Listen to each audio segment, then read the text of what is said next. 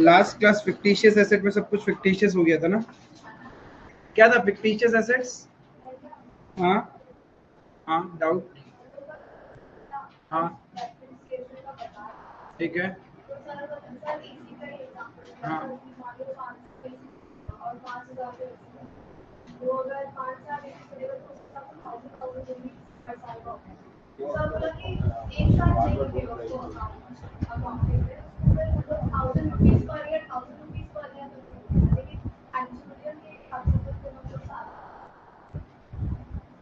Asset को तुम 5000 पे रिकॉर्ड करेगा, बट उसका जो एवरी ईयर तुम जो यूज कर रहे हो the term depreciation as a expense, वो 1000 करके तुम एक्सपेंस में बुक करेगा। क्या चीज? अक्रूअल।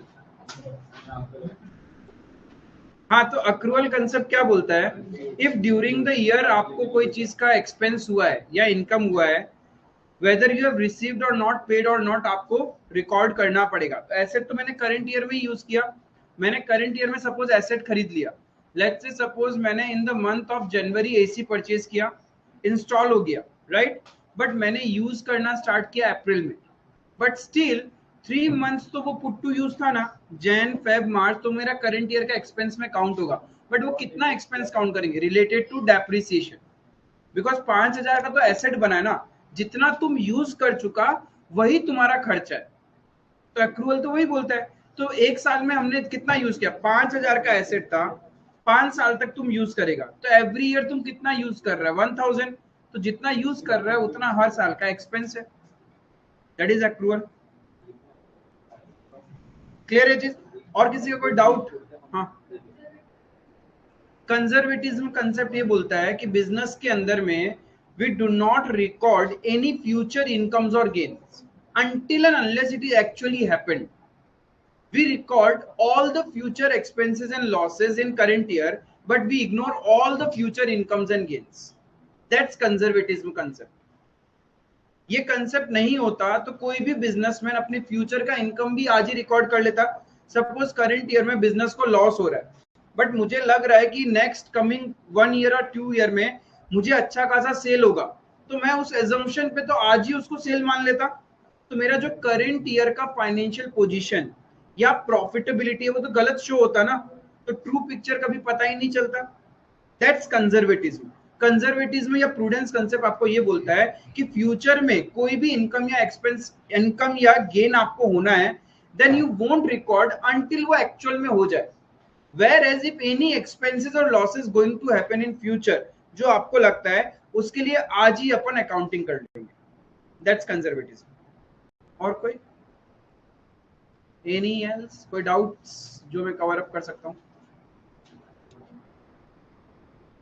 बस इतना लोग ही पढ़ के आया था, 2 जन जिनको डाउट आया। कोई डाउट नहीं है, सब एक्सपर्ट एक ही क्लास में। मुझे सारा टर्म्स रिवाइज करा देंगे, बहुत डिफिकल्ट होता है क्लास में कोई सा भी।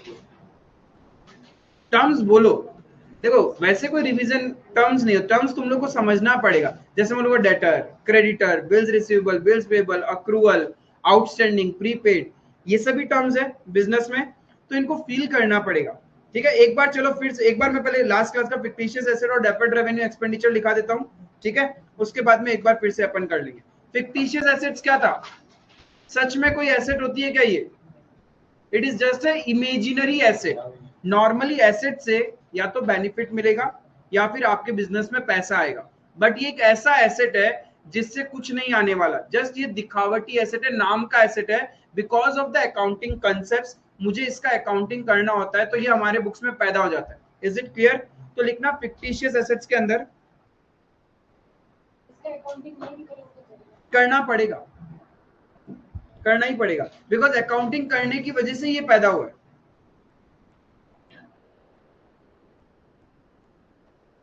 Those assets which cannot be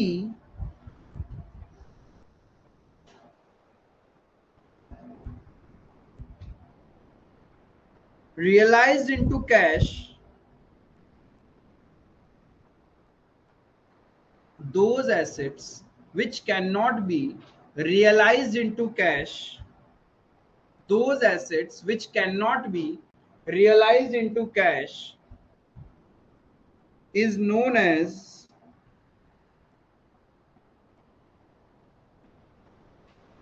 fictitious asset. Example,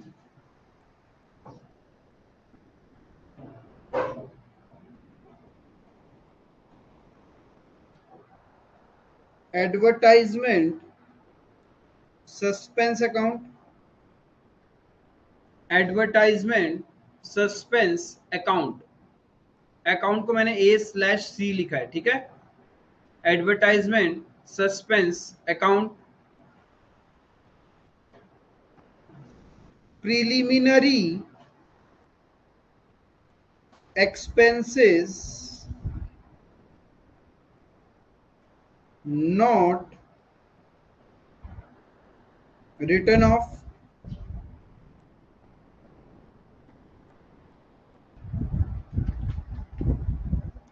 preliminary expenses not written off, etc.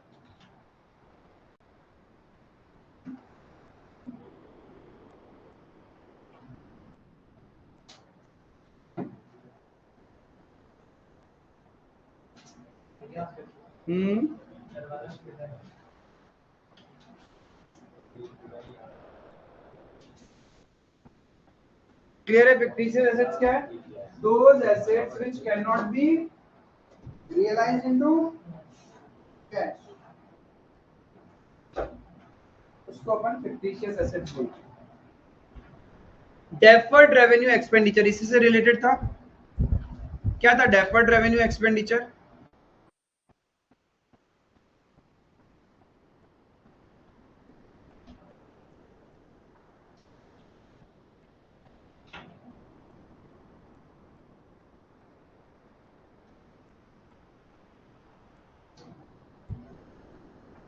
क्या था deferred revenue expenditure? Last class discuss किया। डेफर्ड रेवेन्यू एक्सपेंडिचर क्या था?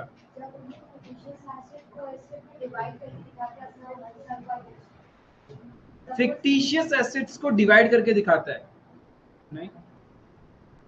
डेफर्ड रेवेन्यू एक्सपेंडिचर को डिवाइड करके दिखाते हैं तब वो फिक्टिशियस एसेट्स बनता है, ठीक है। Example advertisement expense, advertisement expense वो क्या है आपका? डेफर्ड रेवेन्यू, मतलब in nature it is of revenue. Revenue expenditure क्या था? रेकरिंग इन नेचर, जो बिजनेस में होता ही रहता है, right.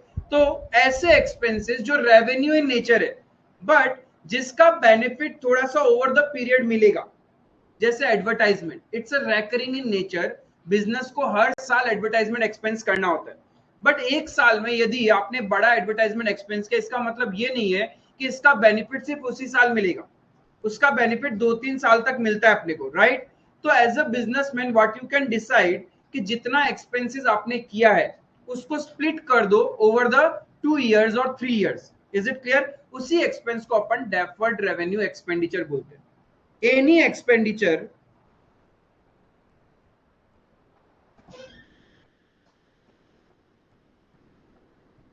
any expenditure which is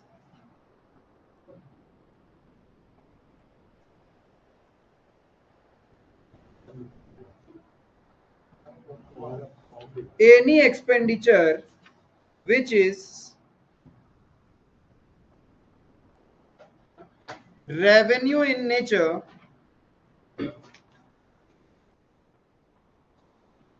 any expenditure which is revenue in nature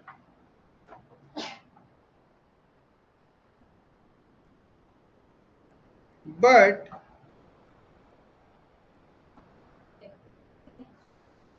any expenditure which is revenue in nature, तो revenue का मतलब ही रेकरिंग हो गया। हम रेवेन्यू एक्सपेंडिचर किसको बोलते हैं? जो रेकरिंग टाइप का होता है। तो any expenditure which is revenue in nature होना पड़ेगा, but the benefit of which is likely to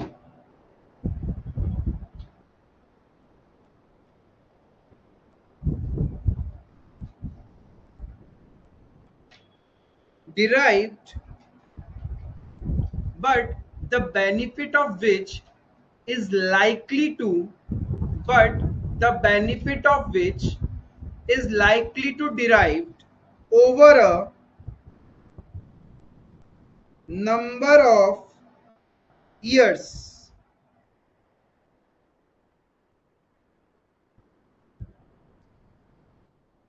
is known as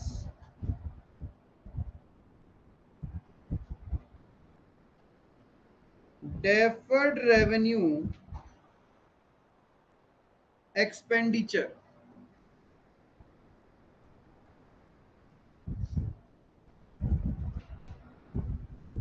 तो किसी के दिमाग में आना चाहिए भैया कोई भी फ्यूचर में बेनिफिट देता है तो वो तो कैपिटल एक्सपेंडिचर हुआ। सपोज हमने हमारे बिजनेस में एक मशीनरी इंस्टॉल किया तो उस मशीनरी से benefit over the 3 years 5 years तक मिलेगा। यदि उसका लाइफ उतना है तो ज्यादा मिलेगा। तो सिमिलरली यहाँ पे भी तो यही बात कर रहा है। एक्सपेंडिचर, मशीन को खरीदना क्या खर्चा है क्या? Yes, it is a expense, but it is a capital expenditure. The problem is that machinery क्या हम हर साल खरीदेंगे क्या?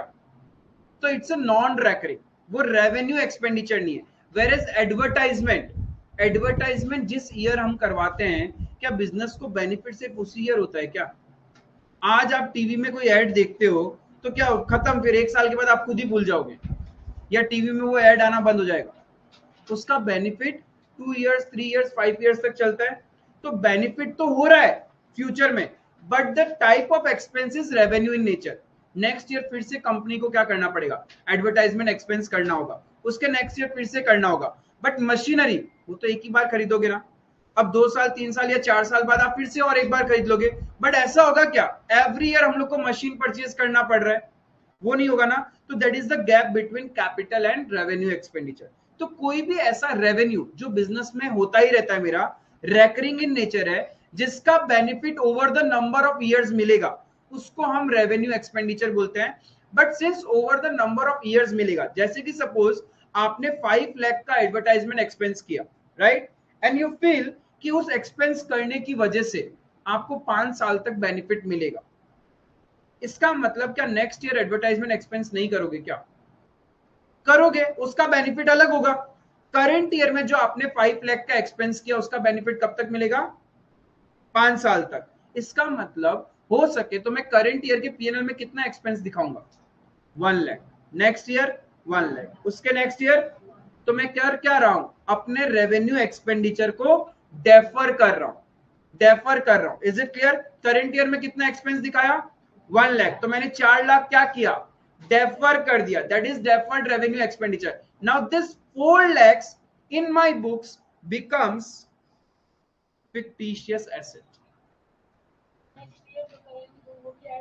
नेक्स्ट ईयर फिर 1 लाख का खर्चा दिखा दोगे, वो खर्चे में चला गया। 3 lakh becomes your fictitious asset. फिर एडवर्टाइजमेंट करेंगे तो फिर उसमें ऐड हो जाएगा। तो ऐसे चलता जाएगा स्टोरी, ऐसे चलता जाएगा। क्योंकि नेक्स्ट ईयर आपने फिर से एडवर्टाइजमेंट किया, हो सकता है और बड़ा एडवर्टाइजमेंट किया, आपको लगता है इस बार बेनिफिट 5 साल नहीं 7 साल मिलेगा। ओवर द 7 इयर्स आप एक्सपेंड करोगे। क्लियर है? तो this is deferred revenue expenditure. Example लिखना,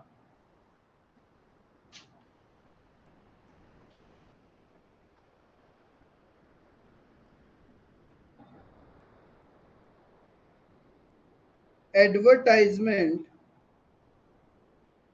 एक्सपेंडिचर।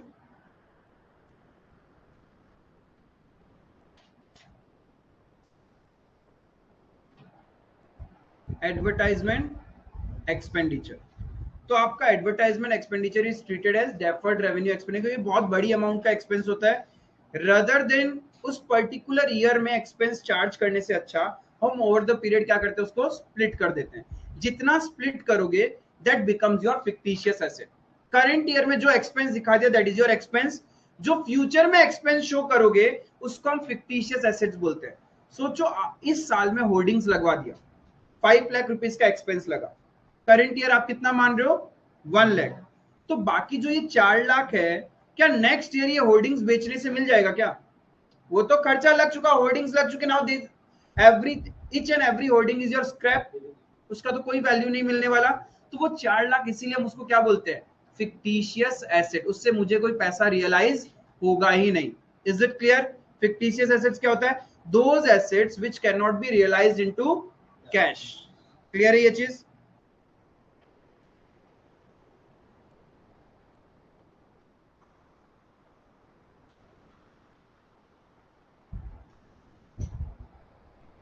एक बात बताओ, अकाउंटिंग करने का ऑब्जेक्टिव क्या है? Why you are learning this accounting या अकाउंटेंसी? हम बिजनेस का अकाउंटिंग करते क्यों है?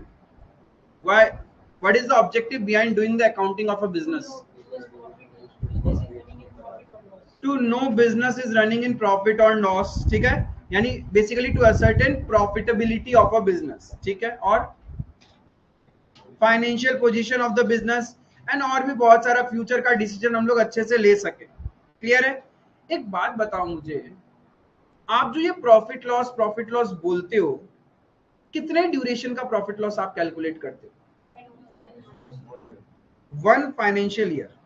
Do you really think the profit and loss on 31st March जो आपने कैलकुलेट किया है gives true picture of your business? If no, तो कब पता चलेगा एक्चुअल प्रॉफिट और लॉस? आपको आपके बिजनेस का एक्चुअल प्रॉफिट और लॉस कब पता चलेगा? जब 2 फाइनेंशियल ईयर का कंपेयर करो। हाँ, असेसमेंट ईयर नो, वो भी तो 1 साल का ही बता रहा है। एक बात बताओ, क्लास 10 में आपका रिजल्ट खराब आया, क्या मैं आपका कैरेक्टर एसेसिनेशन कर दूं? 1 साल के रिजल्ट के बेसिस पे मैं ये बोलने लगूं छी ये तो घटिया है? नॉट पॉसिबल ना। Actual character of a person हम लोगों के मुंह से कब निकल के आता है? ये आदमी बहुत अच्छा था या बहुत अच्छा थी, या ये बहुत ही बुरा आदमी था? जब जब जब जब मर जाता है, जब मर जाता है तभी true picture of a person पता चलता है। बाकी तो सारा क्या है? फ्लक्चुएशन है, आज अच्छा है, कल बुरा है, परसों अच्छा है, फिर बुरा है, चलता रहता है ग्राफ लाइफ का। वैसे ही तो बिजनेस है, actual profitability of A business तभी पता चलता है जब बिजनेस शट डाउन होगा परमानेंटली। जिस दिन आपके धंधे को ताला लग जाएगा तब आप बोल पाओगे कि इस धंधे से मैंने कमाया या फिर खोया। आई बात समझ में?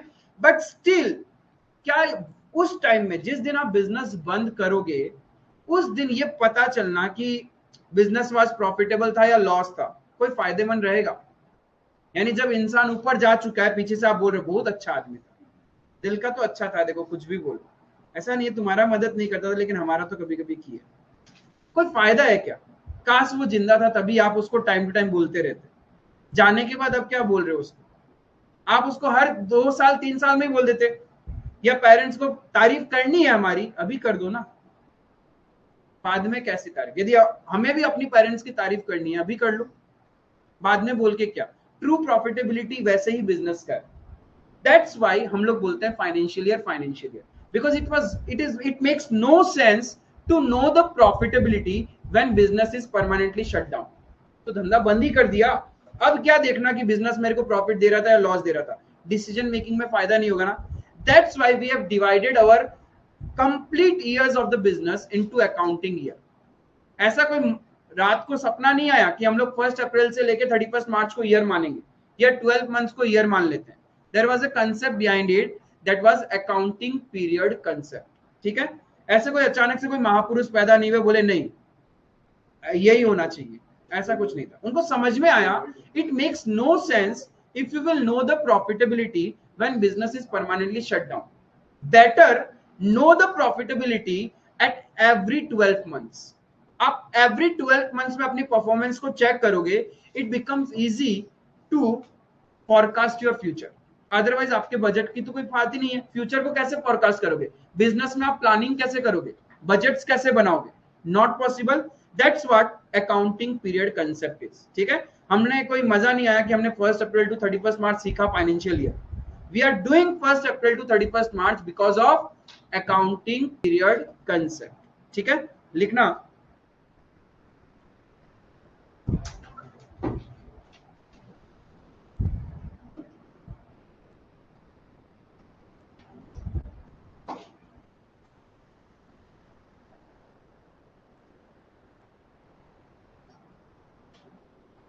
Accounting period concept.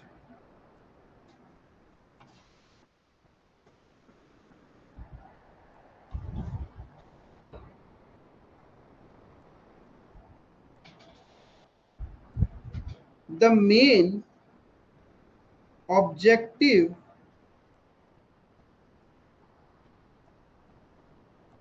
of business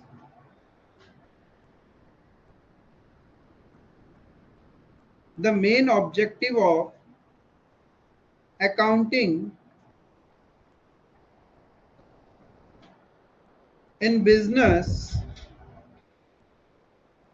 the main objective of accounting in business is to ascertain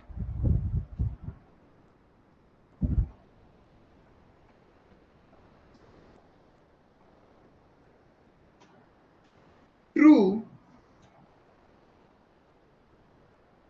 profitability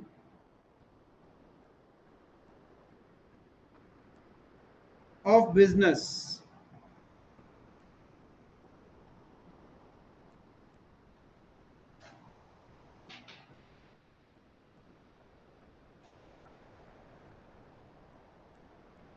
Actual profitability actual profitability of a business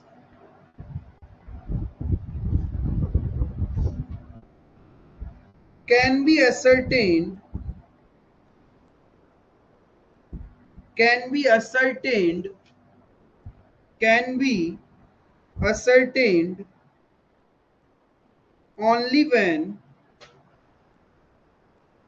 it is wound up.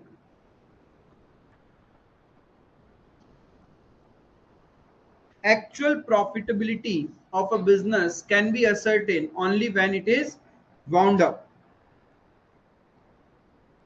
But knowing the result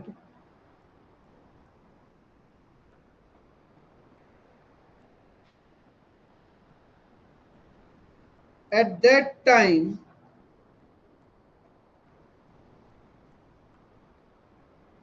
knowing the result at that time will be of no use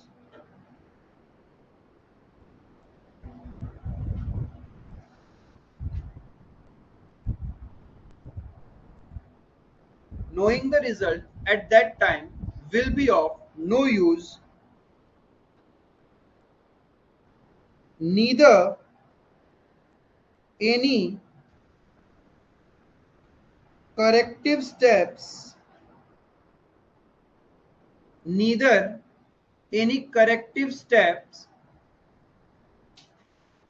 are possible.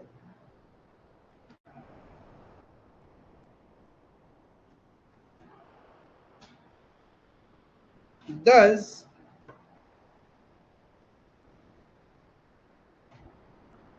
the entire life of business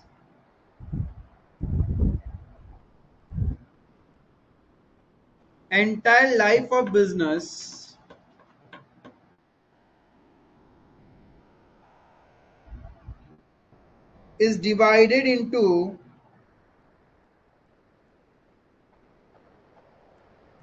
thus the entire life of business is divided into time intervals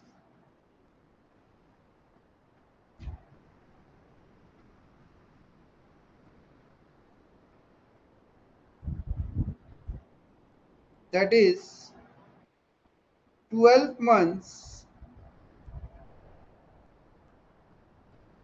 Thus, the entire life of a business is divided into time intervals, that is 12 months, termed as accounting year, starting from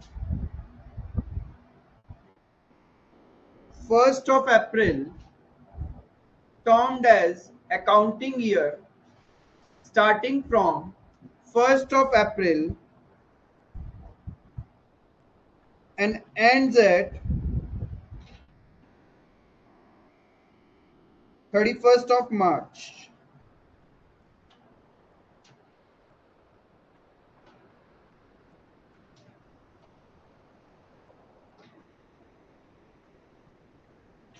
clear है accounting period concept? कल को आपको कोई भी बोले कि हम लोग क्यों 1 अप्रैल से 31 मार्च काउंट करते हैं, because of accounting period concept. If हम लोग 12 मंथ्स में सेग्रीगेट नहीं करेंगे तो कोई पॉसिबिलिटी नहीं है कि हम लोग एक्चुअल डिसीजन मेकिंग ले पाएंगे। At the end of the day जब बिजनेस परमानेंटली शट हो रहा है तब आप पता करोगे कि मुझे क्या क्या ठीक करना था, तब तो कोई फायदा ही नहीं है ना। इफ आप एवरी 12 मंथ में सोचो, यदि आपका क्लास 1 से लेके पूरे बीच में एग्जाम्स होते ही नहीं, डायरेक्ट क्लास 12 बोर्ड्स एग्जाम, बीच में कोई एग्जाम नहीं, कोई फायदा था ऐसा एग्जाम का?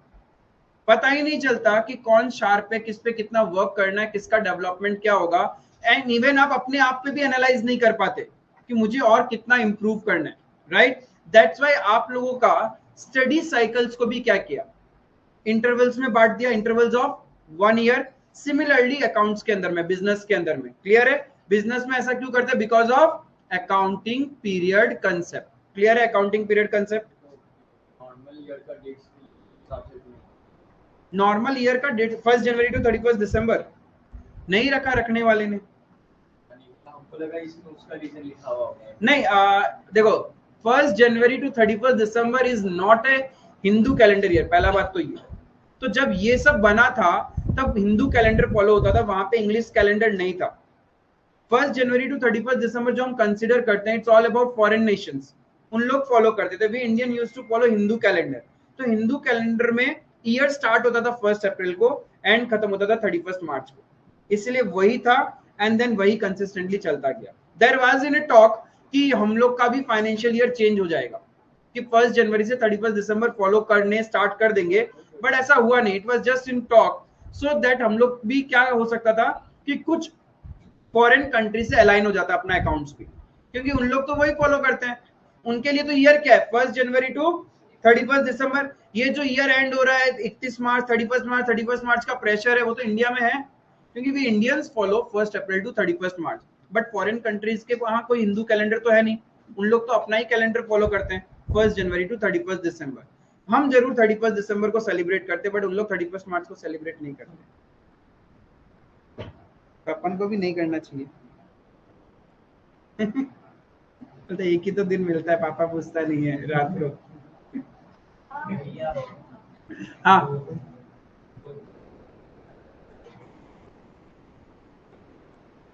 क्लियर है? समझ में what is accounting period concept? मस्त एक टर्म समझेगा, कंटिंजेंट लाइबिलिटी।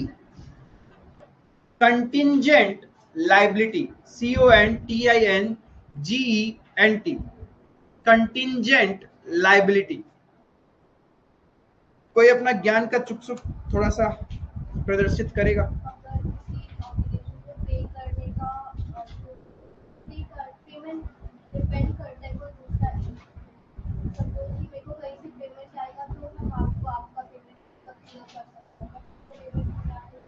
नहीं, सही जा रहा था, एग्जाम्पल गलत पकड़ लिया। एक बात बताओ, कल को मेरे को लैंडलॉर्ड को रेंट पे करना है, ठीक है?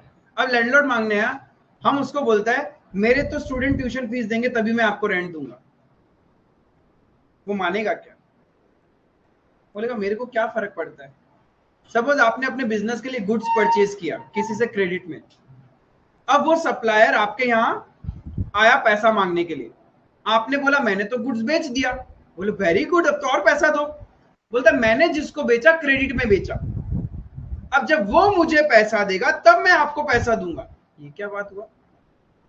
सपोज आपने मेरे से लोन लिया, ठीक है, आपको जरूरत थी, मैंने आपको देख के लोन दिया, आपने वो पैसा किसी और को दे दिया, अब मैं आपसे अपना पैसा मांग रहा हूं तो आप बोल रहे हो मुझे, मैंने जिसको दिया था पहले वहां से आएगा तब मैं आपको दूंगा। मैं ये क्या बात हुआ?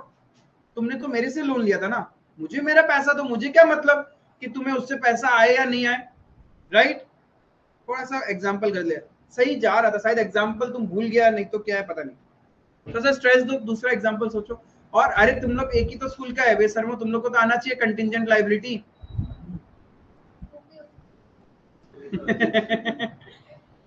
कंटिंजेंट लायबिलिटी बोलो बाबा।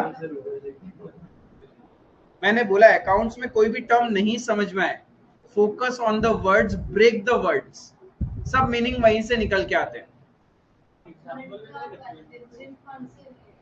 क्या चीज?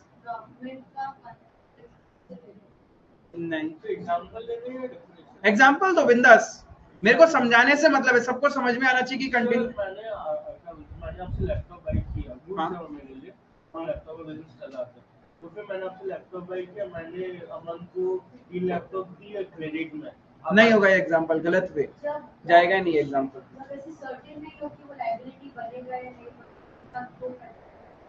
एग्जाम्पल एग्जाम्पल वो तो डेफिनेशन पॉइंट ऑफ व्यू चलेगी। I bought goods from you. If you bought goods from me, example वही खत्म, वो एग्जाम्पल कभी कंटिंजेंट में आएगा ही नहीं। सपोज एजुकेशनल लोन लिया हाँ, और हम वो पे ऑफ नहीं कर पाए तो मेरा पेरेंट्स की तरफ कंटिजेंट लायबिलिटी हो जाएगा, मतलब सर्टेन नहीं रहेगा कि हम पे कर पाएंगे नहीं, या फिर जब या फिर सपोज हम कार परचेज किया, ठीक है, बैंक सर्टेन नहीं है कि हम पे कर पाएंगे नहीं कर पाएंगे, तो अगर मेरा पेरेंट्स को पे करना पड़ेगा तब वो कंटिजेंट पेरेंट्स के लिए, हाँ, प्रोवाइडेड पेरेंट्स ने उस पैसे का गारंटी ले रखा हो। अगर हम पे नहीं कर पाए तो जाकर हाँ, any transactions or events which depends upon happening or non-happening of future events or transaction is known as contingent liability. Lawsuits, perfect example, जैसे कि आईपीएल चल रहा है, ठीक है, फाइनल होने वाला है, तुम लोग सटोरी हो 1 नंबर के, ठीक है, तुमने सट्टा खेल लिया कि इस बार तो हैदराबाद जीतेगा, एक जन बोलता है नहीं कलकत्ता जीतेगा, बोले लग गई। एक जन बोलता है आरसी, किसी ने आरसीबी और राजस्थान में सट्टा खेल लिया, कोई बोलता है राजस्थान जीतेगा, कोई बोलेगा आरसीबी जीत रहा है, ठीक है, आपने सट्टा खेला, राइट, बोला कि मैं जीता तो तुम मुझे मेरा फेवरेट पिज्जा खिलाओगे, तुम जीते तो तुम्हें जहां पार्टी चाहिए मैं दूं, राइट, ऐसा सट्टा खेल लिया। अब एक बात बताओ, तुम्हें खिलाना ही पड़ेगा, ये कब पता चलेगा? जब मैच होगा और उसका डिसीजन आएगा, यानी वो तुम्हारे फेवर में भी हो सकता है, अगेंस्ट भी हो सकता है ना, यानी मैच के रिजल्ट पे तुम्हारा लायबिलिटी होना या नहीं होना डिपेंड कर रहा है, दैट इज कंटिंजेंट लायबिलिटी। आपकी कंपनी में, कंपनी के ऊपर किसी ने कोर्ट केस कर दिया, कोई भी कोर्ट केस हो सकता है, ठीक है, माइट बी प्रोडक्ट से रिलेटेड, सर्विस से रिलेटेड, कोई भी एनी केस, ठीक है, आपके कंपनी के ऊपर कोर्ट केस कर दिया, you are fighting that court case in the court, ठीक है, अब उस कोर्ट केस में इफ आप हारे तो पैसा देना पड़ेगा, जीते तो नहीं देना पड़ेगा, तो मुझे कब देना पड़ेगा, मेरा लायबिलिटी कब बनेगा? जब मैं हारूंगा, और जीत गया तो नहीं बनेगा, दिस इज कंटिंजेंट। यस, ऐसे कंटिंजेंट एसेट भी होता है, बट फिर भी हम कंटिंजेंट एसेट को रिकॉर्ड नहीं करेंगे, क्यों? Prudence concept, ignore all future incomes and gains. Prudence मुझे रोक देगा, कंटिंजेंट एसेट का अकाउंटिंग करने नहीं देगा, एंड सच बताऊं कंटिंजेंट लायबिलिटी का भी अकाउंटिंग नहीं होता, बिकॉज ट्रांजेक्शन हुआ ही नहीं है, ट्रांजेक्शन हुआ ही नहीं है, वो तो डिपेंड कर रहा है होने या नहीं होने पे।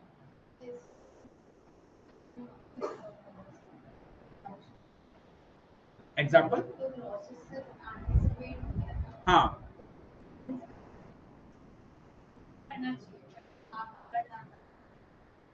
यस, कंटिंजेंट लायबिलिटी बेसिकली एक इंफॉर्मेशन है, इट्स नॉट ए ट्रांजेक्शन. हाँ, if the probability of losing is more than 75 to 80%, that means पैसा जाना ही है, मुझे लग रहा है मैं हारूंगा ही, then you can create as per prudence provision. Term ध्यान रखना, प्रोविजन बता दूंगा बाद में कि क्या होता है, अभी तक हमने प्रोविजंस एंड रिजर्व्स समझा नहीं है, बट आप उसके लिए प्रोविजन, जैसे बर्थडे के लिए आप सेविंग्स कर रहे थे, वो क्या था, प्रोविजन ही तो बना रहे थे. हम गुल्लक मेंटेन करते हैं, सपोज आप बचपन में थोड़े 5-6 में हो, आपको फेवरेट कुछ खरीदना है तो मम्मी गुल्लक लाके देती है, फिर आप अपना सेविंग्स थोड़ा थोड़ा सेव करते हो, तो वो क्या है, वो भी एक सेविंग्स है ना, बट उस सेविंग्स को हम प्रोविजन नहीं बोलते. ठीक है, वो रिजर्व होता है. तो I will touch that point कि प्रोविजन या रिजर्व है. लेकिन कंटिंजेंट लायबिलिटी को हम रिकॉर्ड कब करते हैं, when there is a high probability कि हम लोग हारेगा ही, एश्योरेंस होता है ऑलमोस्ट कि हमारे से पैसा जाएगा ही, तब हम उसको रिकॉर्ड करते हैं. अदरवाइज नेवर एवर, जा भी सकता है आ भी सकता है, बीच में फंसे हुए ना, तब इसका अकाउंटिंग नहीं होता. क्लियर है what is contingent liability? Any liability which depends upon happening or non-happening of future events or transaction is known as contingent liability. जैसे लॉ सूट्स, कोई भी बैटिंग, किसी भी टाइप का सट्टा होता है, वो सब कंटिंजेंट है, राइट? जैसे कि कोई हो सकता है कि किसी ने कल सट्टा खेल लिया होगा कि गुवाहाटी में मैच होगा ही नहीं, और कुछ बोलता है नहीं नहीं थोड़ा देर बारिश आएगा फिर बंद हो जाएगा, तो उन्होंने सट्टा खेल लिया. अब सट्टा क्या कल खेला होगा क्या, एक दिन पहले ही खेल चुके होंगे. अब कौन जीतेगा या कौन हारेगा वो तो कल पे ही डिपेंड कर रहा था ना. Is it clear? That's contingent. Is it clear? आई बात समझ में? सपोज आपके कंपनी पे एक कोर्ट केस चल रहा है, ठीक है, अबाउट 5 लाख रुपीज, ठीक है, claim is of 5 lakh rupees. आप भी बराबर फाइट कर रहे हो, आपको लगता है सामने वाला नहीं जीत पाएगा, सामने वाले को लगता है वो जीतेगा ही. क्लियर है? 5 lakh rupees, you hired a good lawyer. अब लॉयर का फीस बनता है 1 lakh rupees. Tell me, lawyer का फीस कंटिंजेंट लायबिलिटी है क्या? हारे या जीतो, लॉयर को तो फीस देना ही पड़ेगा ना. That's not a contingent liability. Clear है? उसको तो देना ही पड़ेगा, हम जीतेंगे तभी भी उसको फीस देना पड़ेगा, हारेंगे तभी भी देना ही पड़ेगा ना. That's a pure sure short liability जो फ्यूचर में मुझे पे करना ही है. क्लियर है? अभी भी किसी को दिक्कत हो गया क्या, हो रहा है क्या कि लायबिलिटी या एसेट आइडेंटिफाई करने में?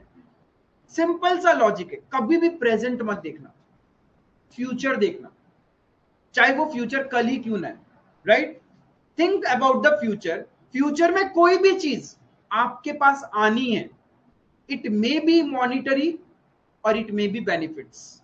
ठीक है, फ्यूचर में कुछ भी आना है then it is a asset. Future में कुछ भी जाना है, चाहे आपके यहां से पैसा जाएगा, चाहे आपको सर्विसेज देनी पड़ेगी, चाहे आपको काम करके देना पड़ेगा, तो कुछ तो जा ही रहा है ना, दैट्स अ लायबिलिटी. क्लियर है ये चीज?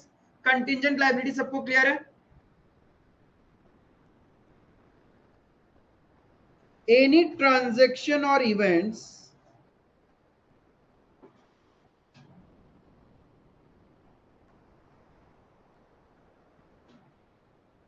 any transaction or events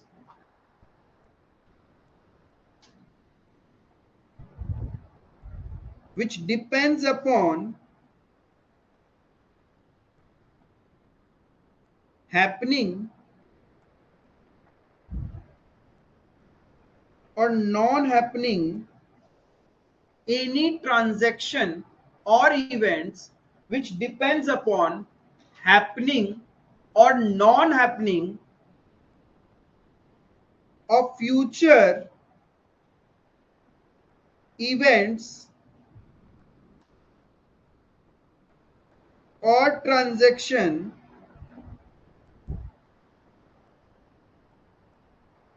is known as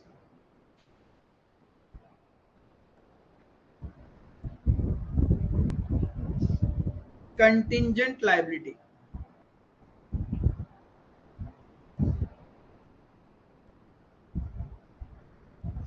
example law suit,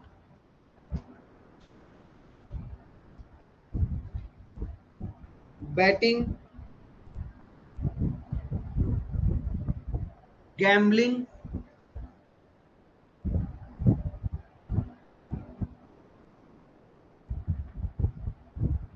guarantees, etc. lawsuit, batting, gambling, guarantees etcetera. Suppose आपका एक फर्म है, आपका दोस्त का भी एक अच्छा खासा फर्म है, आपका और आपके दोस्त का बैंक अकाउंट सेम बैंक में है, right? You have a very good liaisoning towards the bank, bank आप पे रिलाई करती है, राइट? अब आपके दोस्त को बैंक से लोन चाहिए, नीड है उसको, right? And bank is asking third party confirmation और गारंटी, थर्ड पार्टी गारंटी मांग रही है, उसने कुछ मॉर्गेज तो रखा है, but still bank is not satisfied. Bank बोल रहा है कोई रिलायबल पर्सन से यदि आप गारंटी दिला दो तो हम टेंशन फ्री हो जाएंगे.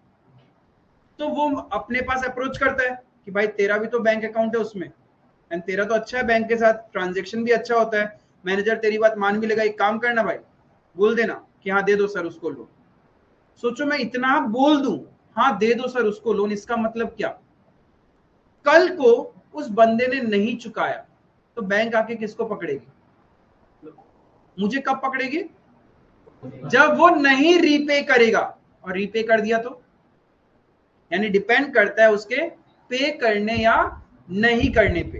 तो दैट इज कंटिंजेंट लायबिलिटी. तो मेरा लायबिलिटी कब बनेगा? जब वो नहीं देगा, और जब वो दे देगा तो मेरा लायबिलिटी नहीं बनेगा. क्लियर है? That's contingent liability. That's why इसका कोई अकाउंटिंग नहीं होता. क्लियर है? No accounting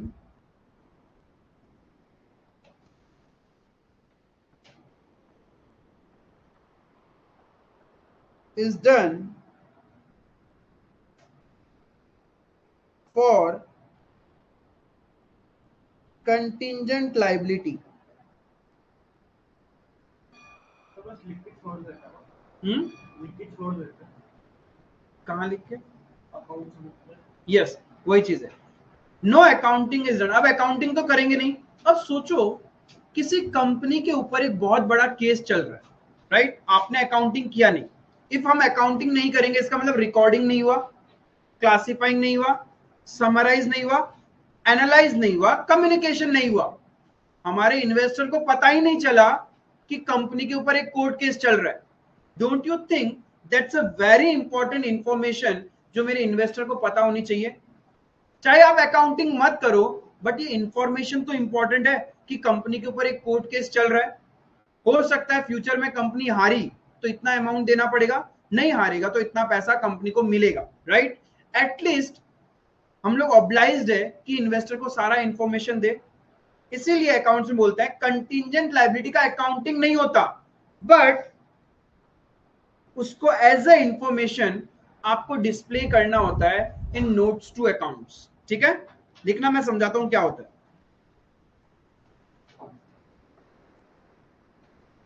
it is only written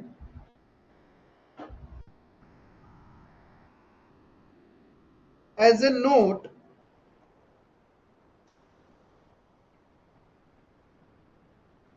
below the balance sheet. It is only written as a note below the balance sheet. अब बैलेंस शीट के अंदर तो वही सारी चीजें आएगी जिसका आपने अकाउंटिंग किया है. कोई भी इंफॉर्मेशन जो आपको लगता है कि यूजर्स को पता होना चाहिए, you will write below the balance sheet. ठीक है? आई बात समझ में? क्लियर है सबको व्हाट इज कंटिंजेंट लायबिलिटी? कोई तकलीफ नहीं है कंटिंजेंट लायबिलिटी तक?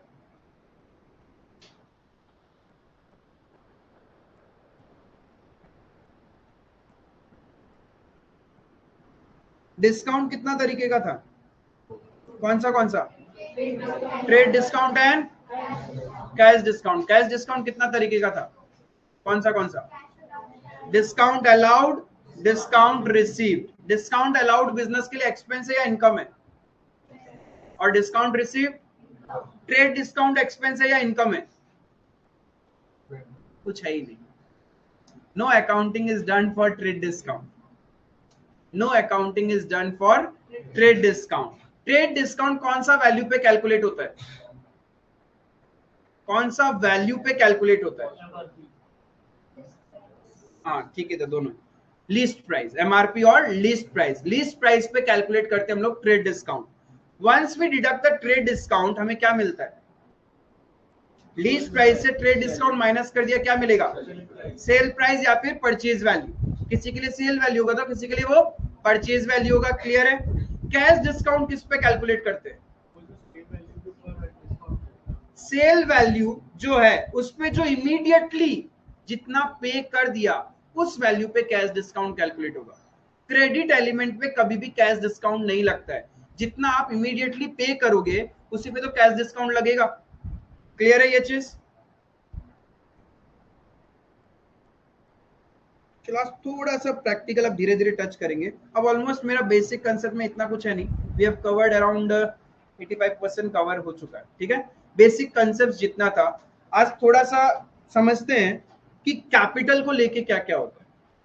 कैपिटल क्या होता है? What is capital? Amount invested bye businessman into the business is capital. Clear है? बिजनेस के लिए कैपिटल क्या है? लायबिलिटी है। क्लियर है? क्या जब इनिशियली बिजनेस जब स्टार्ट किया था तब आप जो पैसा इन्वेस्ट करते हो ये लायबिलिटी इंटैक्ट रहता है क्या, या चेंज होता रहता है? कैसे चेंजेस होता है इसमें?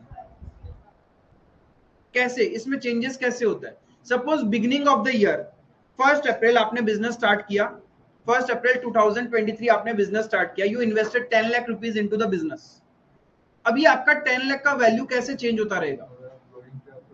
अगर आपने ड्राइंग किया तो क्या होगा? यस, मैं यदि बिजनेस से ड्राइंग करूंगा तो बिजनेस का लायबिलिटी तो कम हो रहा है ना। बिजनेस बोलेगा देखो आप अपना पैसा लेके चले गए, थोड़ा सा उतना ही पेंडिंग है, तो ड्राइंग से कैपिटल कम हो जाएगा। और क्या हो सकता है? और पैसा इन्वेस्ट किया मैंने, इफ मैंने बिजनेस में फ्यूचर में और इन्वेस्ट किया तो कैपिटल का वैल्यू चेंज हो जाएगा। ठीक है, कुछ बोल रहा था, सही बोला। प्रॉफिट, बिजनेस में कोई भी प्रॉफिट होगा अल्टीमेटली किसको देना है? वो बिजनेस के पॉइंट ऑफ व्यू से किसको देना है? वो ऑनर। और ऑनर का नाम क्या है? कैपिटल। ऑनर का नाम क्या है? तो उसी में ऐड होगा ना। एक्सपेंसेस एंड लॉसेस हुआ तो बिजनेस का एक्सपेंसेस एंड लॉसेस कौन बियर करेगा? ऑनर। अरे एम्प्लॉय क्यों? एम्प्लॉयर। ठीक है, मालिक बियर करेगा, मालिक का क्या नाम है? तो लॉसेस भी वहीं से माइनस होगा। जब प्रॉफिट उसके कैपिटल में ऐड हो रहा है तो लॉसेस क्या होगा? वहां से माइनस होगा। क्लियर है? बिजनेसमैन ने बिजनेस को एक तरीके से उधारी तो दिया है। If business is treating the amount given by a businessman as liability, इसका मतलब उधार लिया उसने। Because as per business entity concept business और बिजनेसमैन अलग अलग है, राइट? तो अलग अलग है, यानी बिजनेस ने क्या किया है? बिजनेसमैन से पैसा उधार लिया है। जब भी हम किसी से उधार लेते हैं रिटर्न में क्या देना होता है? इंटरेस्ट। अरे आप बैंक से लोन लोगे तो बैंक को सिर्फ प्रिंसिपल ही चुकाओगे क्या? इंटरेस्ट भी पे करना पड़ेगा। सिमिलरली बिजनेस को भी इंटरेस्ट देना पड़ता है ऑन कैपिटल। क्लियर है? सोल प्रोप्राइटरशिप बिजनेस में इंटरेस्ट ऑन कैपिटल कहीं पे मिलेगा ही नहीं आपको, राइट? कहीं पे भी नहीं मिलेगा, बिकॉज एक अकेला इंडिविजुअल, उसी का दुकान, उसी ने पैसा लगाया, वही अपने आप से इंटरेस्ट ले रहा है, तो फायदा ही नहीं है। बट थिंक कि पार्टनरशिप बिजनेस हो तो लीगल स्टेटस नहीं होता, बट दो पार्टनर है, ठीक है? प्रॉफिट शेयरिंग रेशियो इक्वल है, जो भी प्रॉफिट या लॉस होगा इक्वल बटेगा। क्लियर है? सपोज मैंने 10 लाख इन्वेस्ट किया, आपने 50 लाख इन्वेस्ट किया, आपने 50 लाख रुपीज इन्वेस्ट किया और मैंने कितना इन्वेस्ट किया? 10 लाख। अब जब प्रॉफिट हो रहा है हम इक्वल लेके जा रहे हैं, कहीं ना कहीं घर पे जाके मन में लगेगा ना सबसे ज्यादा पैसा मैंने ही लगाया, प्रॉफिट बराबर का बांट लेते हैं लास्ट में, कुछ तो गंडोगोल है। How to compensate? जो जितना पैसा लगाया है उस पे उसको इंटरेस्ट मिलेगा। आपने ज्यादा लगाया तो आपको इंटरेस्ट ज्यादा मिलेगा, मैंने कम लगाया तो मुझे कम मिलेगा। अब ये इंटरेस्ट कौन दे रहा है? बिजनेस। बिजनेस इंटरेस्ट दे रहा है क्योंकि हमने बिजनेस में तो कैपिटल इन्वेस्ट किया था, बिजनेस हमें इंटरेस्ट दे रहा है, तो interest is an expense for the business. तो एक्सपेंस चला गया, ऑटोमेटिकली प्रॉफिट कम हो गया, तो बटेगा भी थोड़ा कम पैसा ना, लेकिन कहीं ना कहीं जिसने पैसा ज्यादा इन्वेस्ट किया था उसको कंपनसेट कर दिया हमने थ्रू इंटरेस्ट। तो ये जो इंटरेस्ट ऑन कैपिटल है, ये कंसेप्ट पार्टनरशिप बिजनेस में लगता है, सोल प्रोप्राइटरशिप बिजनेस में इसका कोई काम ही नहीं है। सिमिलरली इंटरेस्ट ऑन ड्रॉइंग्स भी होता है। हम बिजनेस से पर्सनल यूज के लिए ड्रॉ करते हैं, राइट? पर्सनल यूज के लिए ड्रॉ करने का मतलब बिजनेस से उधार लिया है। एक तरह से ड्राइंग करना मतलब इज शॉर्ट टर्म बोरोइंग्स, आपने उधार लिया, बिजनेस मना कर देता तो क्या करते आप? कहीं ना कहीं से तो बैंक लोन लेते, वहां इंटरेस्ट देना पड़ता ना। सिमिलरली इंटरेस्ट ऑन ड्राइंग होता है, जब जब बिजनेसमैन ड्राइंग करता है तो उस पर उसको इंटरेस्ट देना होता है। क्लियर है? बट वो सोल प्रोप्राइटरशिप में नहीं होगा, क्योंकि बिजनेस भी उसी का, मालिक भी एक ही है, ड्राइंग भी वही कर रहा है, इंटरेस्ट घूम फिरा के बिजनेस के पास जाएगा, तो ये इंटरेस्ट बिजनेस के लिए इनकम होगा या expense?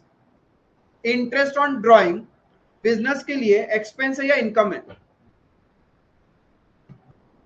Interest on drawing business के लिए एक्सपेंस है या इनकम है? हाँ, एक्सपेंस कैसे हुआ? बिजनेस दे रहा है क्या? अरे बिजनेस को तो मिल रहा है ना, अरे बिजनेस को तो पैसा मिल रहा है, तो how it can be an expense for the business? Interest on capital is a expense for the business. अरे कैपिटल क्या होता है? तुमने बिजनेस को उधार दिया, अब बिजनेस तुम्हें इंटरेस्ट दे रहे हैं, तो वो बिजनेस के लिए एक्सपेंस होगा ना। बिजनेस जो इंटरेस्ट देता है वो एक्सपेंस है, या जो इंटरेस्ट लेता है वो एक्सपेंस है? जो हम देते हैं वही एक्सपेंस होगा ना। तो हमें देना कब पड़ता है? जब हमने लोन लिया किसी से, तो बिजनेस ने लोन लिया ना बिजनेसमैन से एज ए कैपिटल, तो वो उस पर इंटरेस्ट देगा। एंड ड्राइंग्स के टाइम बिजनेस लोन लेता है क्या? बिजनेसमैन हमसे ले रहा है, तो बिजनेसमैन हमें इंटरेस्ट देगा। क्लियर है? तो एक होगा interest on capital. Interest on capital term ध्यान रहेगा,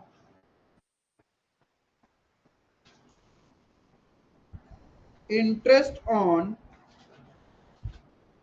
capital,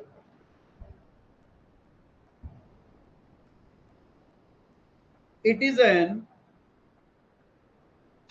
expense for the business,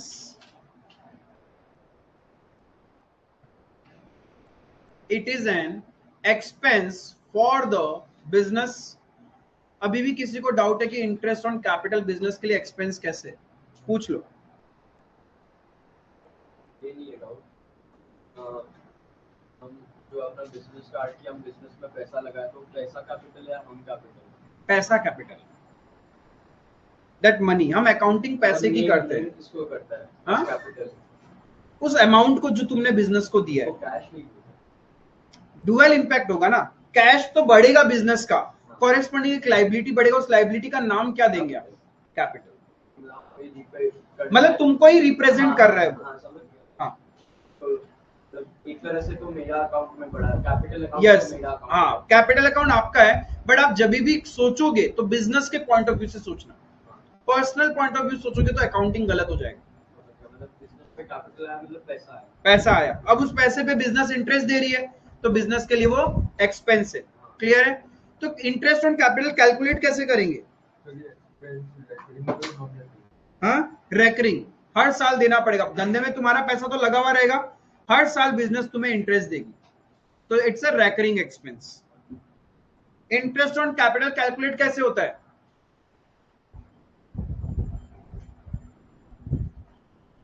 जितना कैपिटल वैल्यू है इनटू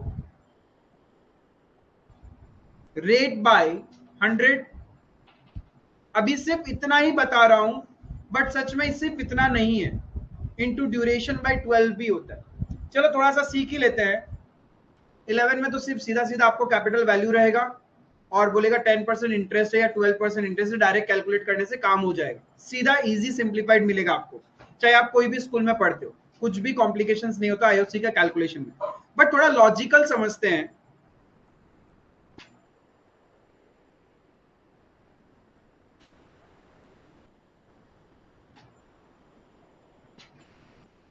ये बिजनेस है, ये अपन है, अपन ने बिजनेस को पैसा दिया 10 लाख रुपए ऑन 1 अप्रैल, ऑन इंडिविजुअल की बात कर रहे हैं, हमें तो सोल प्रोप्राइटरशिप के बारे में समझना है। क्लास 11 में आईओसी का पॉइंट रहता पार्टनरशिप बिजनेस में वैलिड है, बट इसका मतलब ये नहीं है कि क्लास 11 में आपको आईओसी के ऊपर जर्नल नहीं पूछेंगे, वो रहेगा आपका, राइट? तो इसीलिए कंसेप्ट समझना पड़ेगा। तो आपने बिजनेस को उधार दिया 10 लाख रुपए ऑन 1 अप्रैल, देन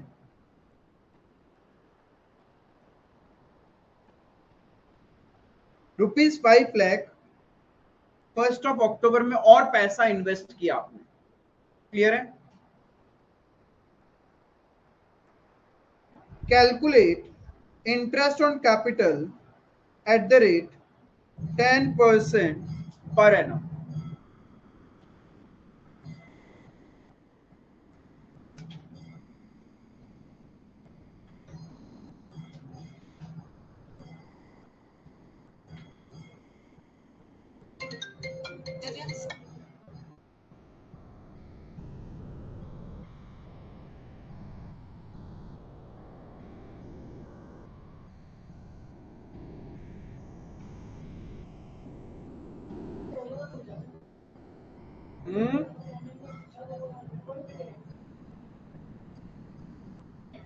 क्या बोले आप?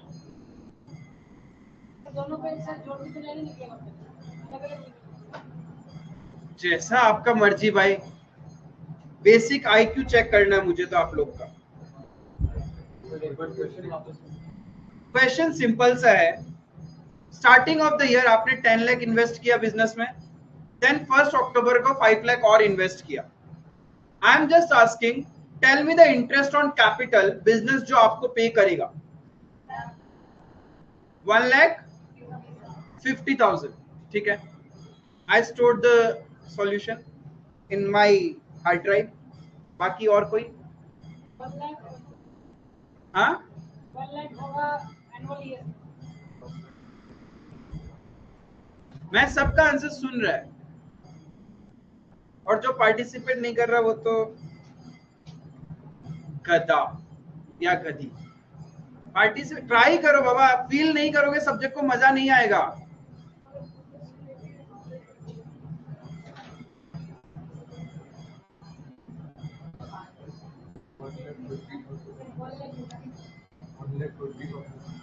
ठीक है, सुन लिया।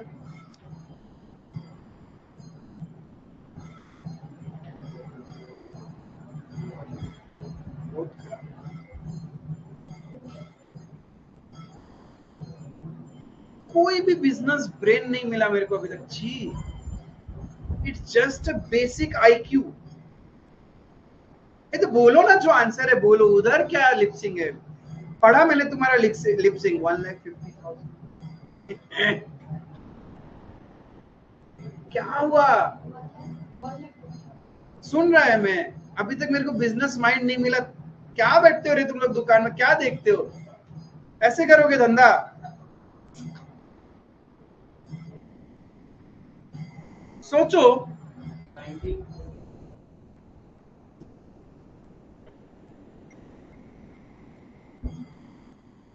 दिल दहल जाएगा, ये सब आंसर नहीं चाहिए मेरे को। थोड़ा थोड़ा थोड़ा लॉजिकल। कभी भी कोई चीज को इतना सीरियसली मत लो कि हाँ पूरा सब्जेक्ट मतलब वैसे ही है जो बचपन से पढ़ाई करते आए हैं। यस, 1,25,000 एकदम लॉजिकल है। तुम कितने बड़े बेवकूफ हो मुझे नहीं पता था। यदि तुमने साल के स्टार्टिंग में किसी से लोन लिया 10 लाख रुपए का, rate of interest 10% per annum है, तो उस अमाउंट पे तो पूरा साल का इंटरेस्ट देना पड़ेगा। फिर बिजनेस में आपने पैसा लगाया 5 लाख रुपए, कब? 1 अक्टूबर को। एंड यू आर एक्सपेक्टिंग कि बिजनेस आपको 12 महीने का इंटरेस्ट दे। अक्टूबर, नवंबर, दिसंबर, जैन, फेब, मार्च, भाई बिजनेस आपको 6 महीने का इंटरेस्ट देगा ना। बिजनेस क्या बेवकूफ है क्या? या तो आप लोग हो बैंक से लोन लेना, एक काम करना बैंक से जनवरी में लोन लेना और बैंक को बोला बैंक मैं तुझे साल भर का इंटरेस्ट दूंगा, टेंशन मत ले, तुझे 3 महीने का नहीं दूंगा, अब मैं पूरे साल का इंटरेस्ट ले, मेरे पास बहुत पैसा है। मैंने बोला था बेसिक आईक्यू चाहिए। अब आपको नहीं लगता आप कितने बड़े बेवकूफ हो कि क्या नॉनसेंस वाला रिप्लाई कर रहे थे? यदि आपने किसी को उधार 1 अक्टूबर को दिया है तो वो सामने वाला बंदा आपको पूरा साल का इंटरेस्ट क्यों दे? उस डेट से लेके ईयर एंड तक जितना ड्यूरेशन है उतना का ही तो इंटरेस्ट देगा वो। यानी आपका इंटरेस्ट कैलकुलेट कैसे होगा? 10 लाख रुपीस पे 10% फॉर 12 मंथ्स, पूरा साल का। लेकिन जो 5 लाख है उस पे 10% will only be for 6 months. अरे उसपे तो सिर्फ 6 महीने का इंटरेस्ट कैलकुलेट होगा, क्यों 1 साल का कैलकुलेट होगा?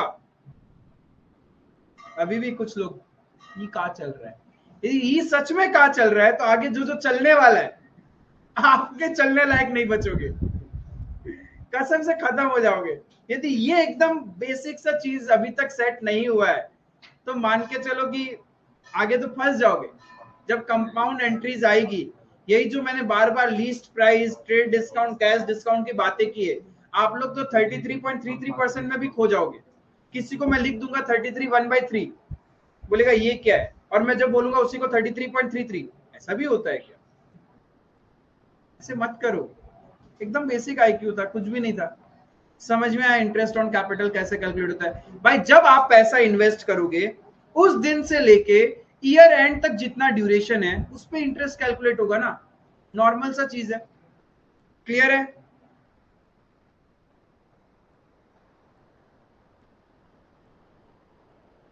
Duration by 12।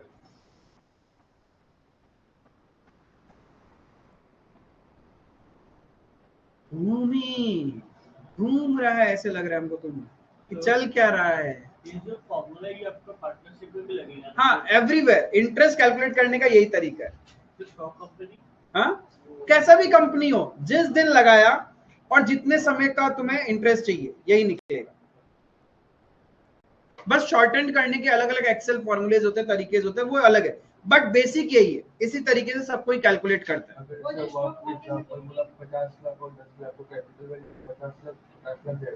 कैपिटल वैल्यू हो गया तुम्हारा 15 लाख। नहीं, जैसे आपने एग्जांपल दिया था कि 50 लाख लगाया और एक 10 लाख लगाया। हाँ, कैपिटल टोटल 60 लाख हो जाएगा। अलग अलग दिखेगा, 50 लाख ए का कैपिटल दिखेगा, 10 लाख बी का कैपिटल दिखेगा। तो कैपिटल एक आईओसी कैपिटल ए का ज्यादा होगा। हाँ, ए का ज्यादा होगा। ए को 50 लाख पे 10% यानी 5 लाख मिलेगा, वेयर बी को 10 लाख पे 10% मिलेगा। That is the compensation. इसीलिए तो हम इंटरेस्ट ऑन कैपिटल सीख रहे हैं। सोल प्रोप्राइटरशिप में इसका कोई वैल्यू नहीं है, बट जब आप पार्टनरशिप बिजनेस सीखोगे इन क्लास 12 वहां पे पूरा वैल्यू रहेगा। शेयर्स पे डिविडेंड बहुत अलग कहानी है। Dividend is calculated on face value. अब मैं बोलूंगा फेस वैल्यू क्या होता है, नहीं पता। Dividend is just like a assessment year, पढ़ा था हमने, एक साल का रिजल्ट नेक्स्ट ईयर मिलता है, तो पिछले साल जो कंपनी ने कमाया है उसका डिविडेंड तुम्हें करंट ईयर में मिलेगा, and it is calculated on face value. उसका ड्यूरेशन से कोई मतलब नहीं है, वो सीधा परसेंटेज मल्टीप्लाई होता है। क्लियर है? इंटरेस्ट ऑन कैपिटल बिजनेस के लिए एक्सपेंस है या इनकम है? अभी बताया बिजनेस देता है लेता नहीं है इंटरेस्ट, और लिखा भी इधर it is an,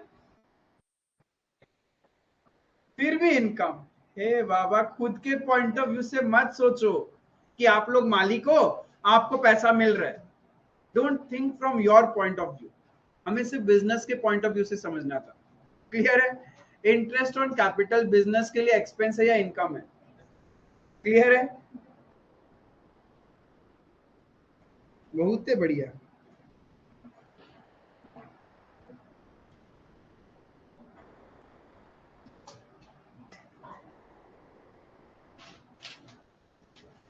interest on drawing, it is an, अच्छा इसका आंसर मैं लिख दूं,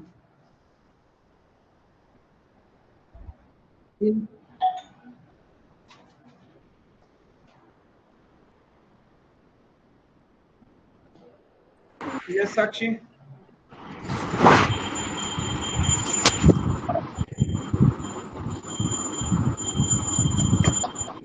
कुछ बोलेगा?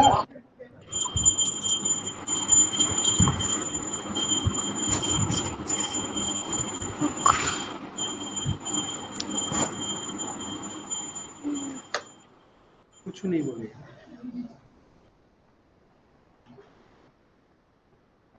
एक्सपेंस कैसे हुआ इंटरेस्ट ऑन, क्योंकि बिजनेस देगी ना, और ये हर साल देना पड़ेगा। बिजनेस में तुम्हारा पैसा तो हर साल इन्वेस्टेड रहेगा, तो every year business will pay you, इसीलिए एक्सपेंस हुआ। अरे जब हम लोन लेते हैं, लोन पे इंटरेस्ट देना होता है ना, तो इंटरेस्ट तुम्हारे लिए खर्चा है या नहीं है? तो सिमिलरली बिजनेस ने भी तो क्या किया, आपसे लोन लिया है। क्लियर है ये चीज?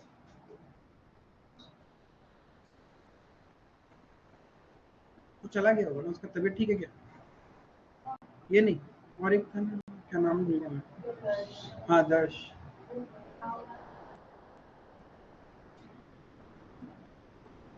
It is an income for the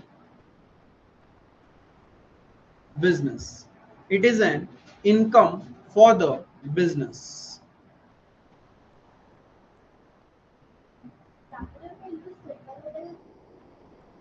Simple.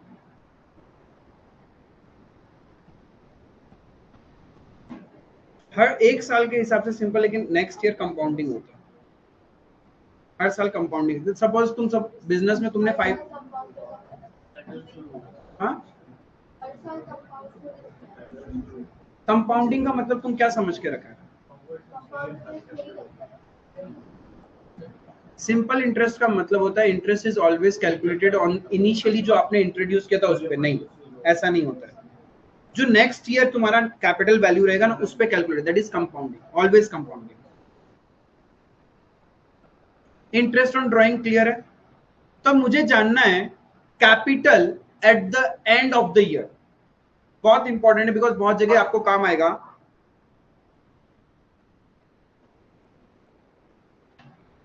Calculation of capital balance at the end of year, that is, इसको अपन बोलते हैं क्लोजिंग कैपिटल।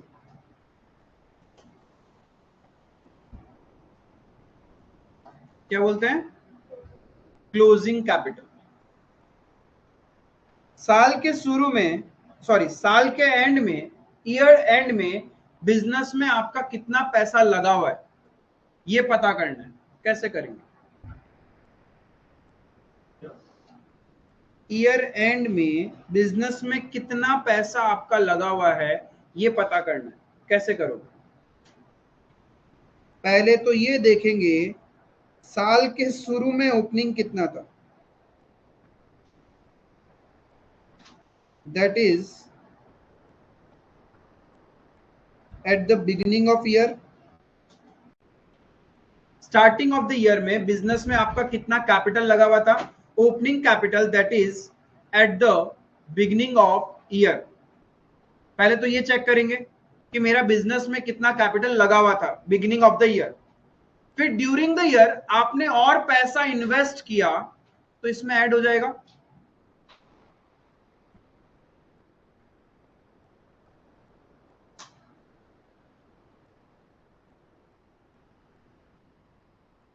एडिशनल कैपिटल, आपने धंधे में और पैसा लगाया तो वो ऐड हो जाएगा।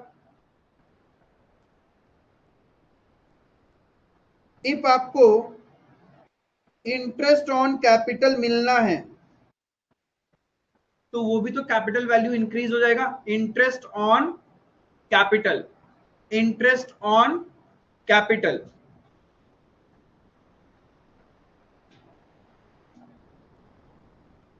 बिजनेस का कोई भी प्रॉफिट होगा वो भी तो आपको ही मिलना है, आपके कैपिटल में जाएगा।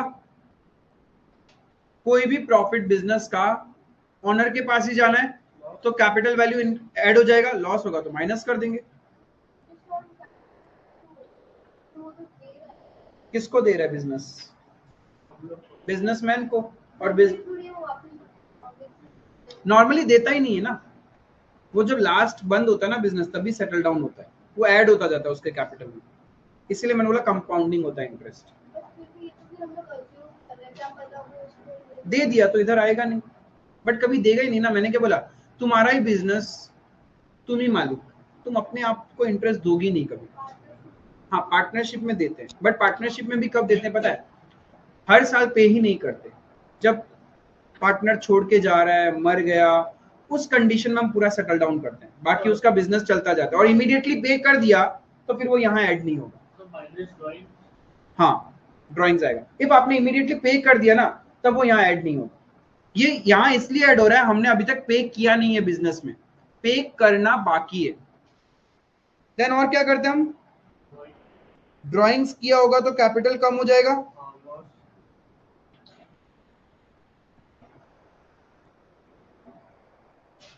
लॉसेस। तो ये सब इंटरेस्ट ऑन ड्राइंग नहीं ले रहा हूं क्योंकि कभी आपको क्लास 11 में मिलेगा ही नहीं, बट लिख के रखना है तो लिख लो, माइनस इंटरेस्ट ऑन ड्राइंग्स, जो कभी मिलना ही नहीं है क्लास 11 में, 12th में जरूर काम आएगा आपको।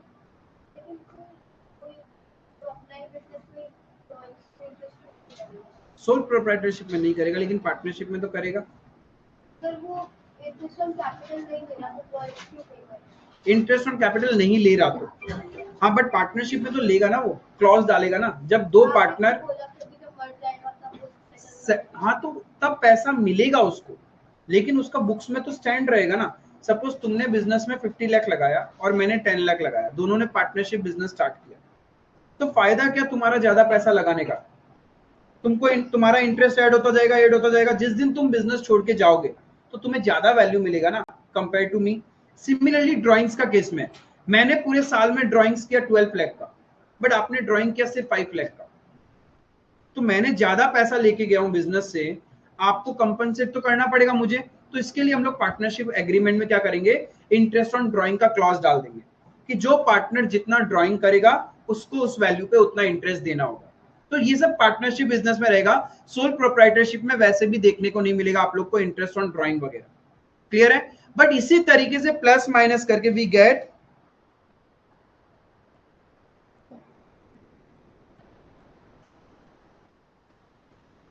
Closing capital.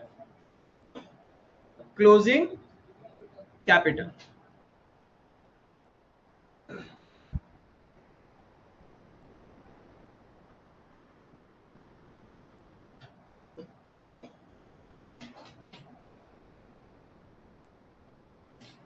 बहुत दिन हो गया दिमाग हैंग करने वाले कंसेप्ट सीखे, कुछ का तो पकड़ लेगा, बट शायद 30-40% जाके आज बोलेंगे कि ये क्या हो गया, फिर रिवाइज करेंगे और फिर भूल जाएंगे। फिर जब मैं प्रैक्टिकल चैप्टर्स में घुसूंगा ना, फिर से वो कंसेप्ट आएगा। If I am touching any concept practical, तो मान के चलना कि आपको आगे जाके वो मिलेगा।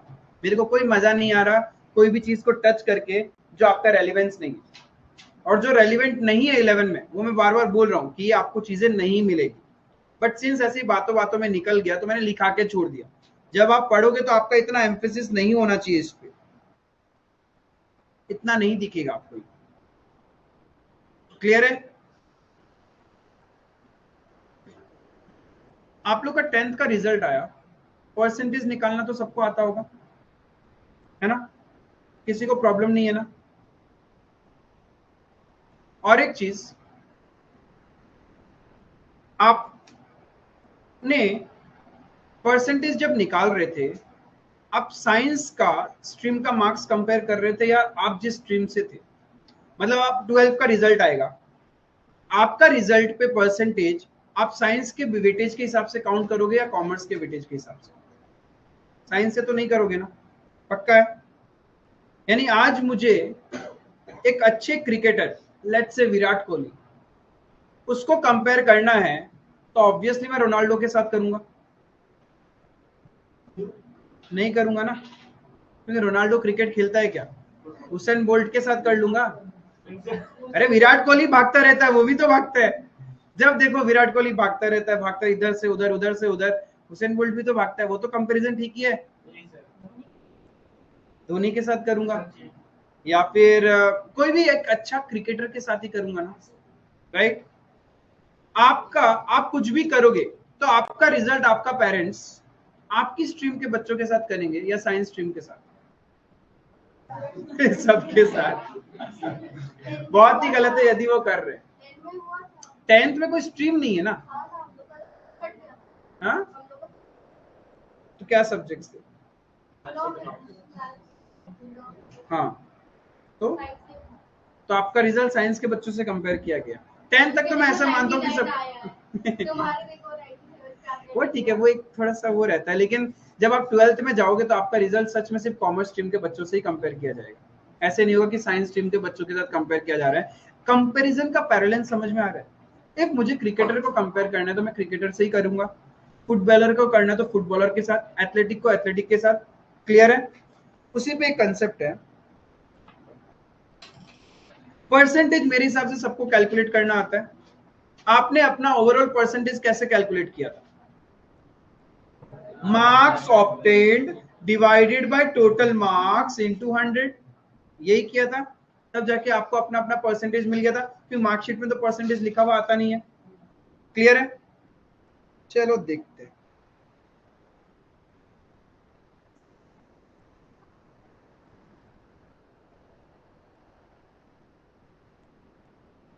कॉस्ट प्राइस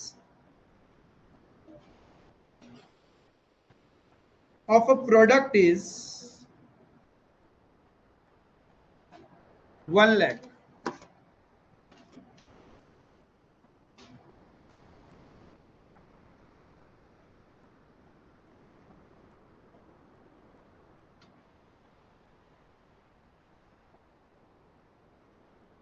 ग्रॉस प्रॉफिट, पता है ग्रॉस प्रॉफिट क्या था? क्या था? Revenue minus purchase.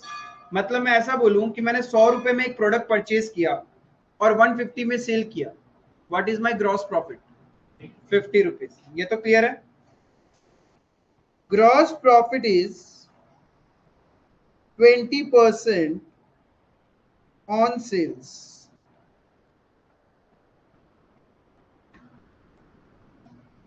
ये जो आज आप सीखोगे, ये 11 में भी काम आएगा, 12th में भी काम आएगा, एवरी टाइम काम ही काम आएगा। ठीक है? कभी ये आपका पीछा नहीं छोड़ता। फिर भी पता नहीं कुछ लोग रट लेंगे इसको, रटने का कुछ भी नहीं है, एकदम लॉजिकल चलेगा चीजें।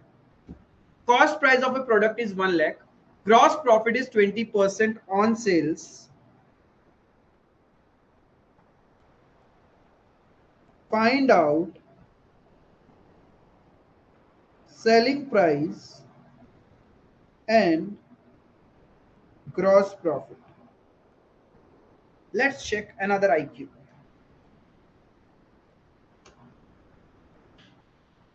Let me check another IQ. Selling price 1,20,000, gross profit 20,000.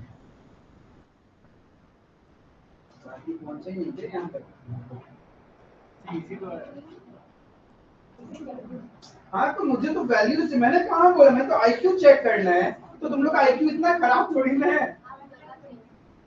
पहले बताओ तुम्हारा आंसर क्या है? हमने तो किया ही नहीं, आप आगे बस तो तुम बाय।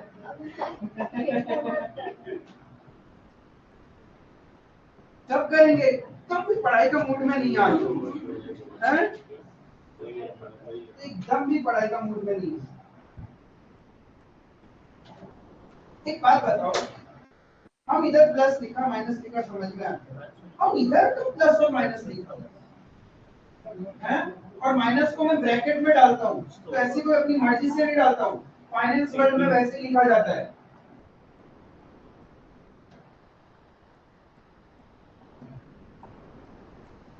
लिखा ही नहीं, हाँ लिखा ना, बताओ।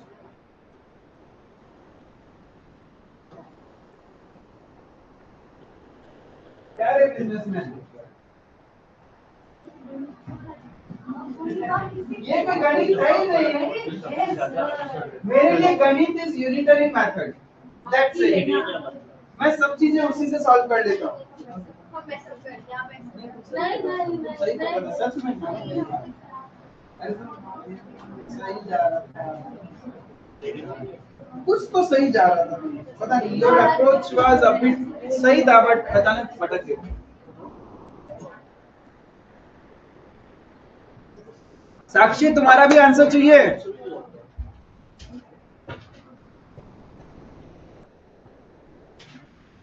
क्या हुआ? सिर्फ 2-3 लोग आंसर किया मेरे को। Gross profit 20,000 and selling price. कितना लोग है जिसका ये आंसर आया कि gross profit 20,000 and selling price is 1,20,000? ये भी नहीं आया answer. 20,000 and 1,20,000, gross profit 20,000 and selling price is 1,20,000। अरे अच्छे से हाथ खड़ा करो, मेरे को देखना है कितना जन कम से कम यहां तक पहुंचे। फिर हम बाकी लोग एफर्ट ही नहीं डाल रहे हैं,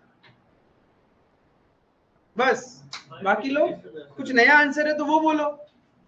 इफ कुछ नया आंसर है, जो लोग हाथ नहीं खड़ा किया तो कुछ नया आया होगा ना आपके पास में, तो वो बोलो।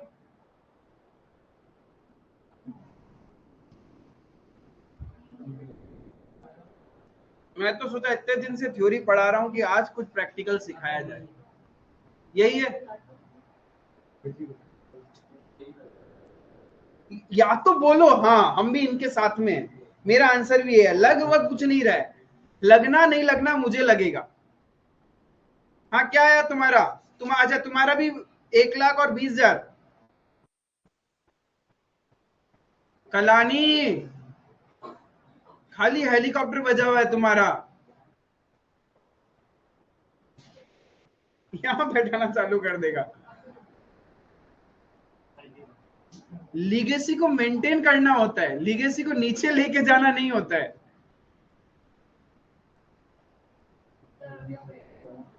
तुम्हारे कंधे पे एक लीगेसी का भार है जिसमें ग्राफ हमेशा ऊपर ही गया है। तो तुम थर्ड जनरेशन है मेरे पास।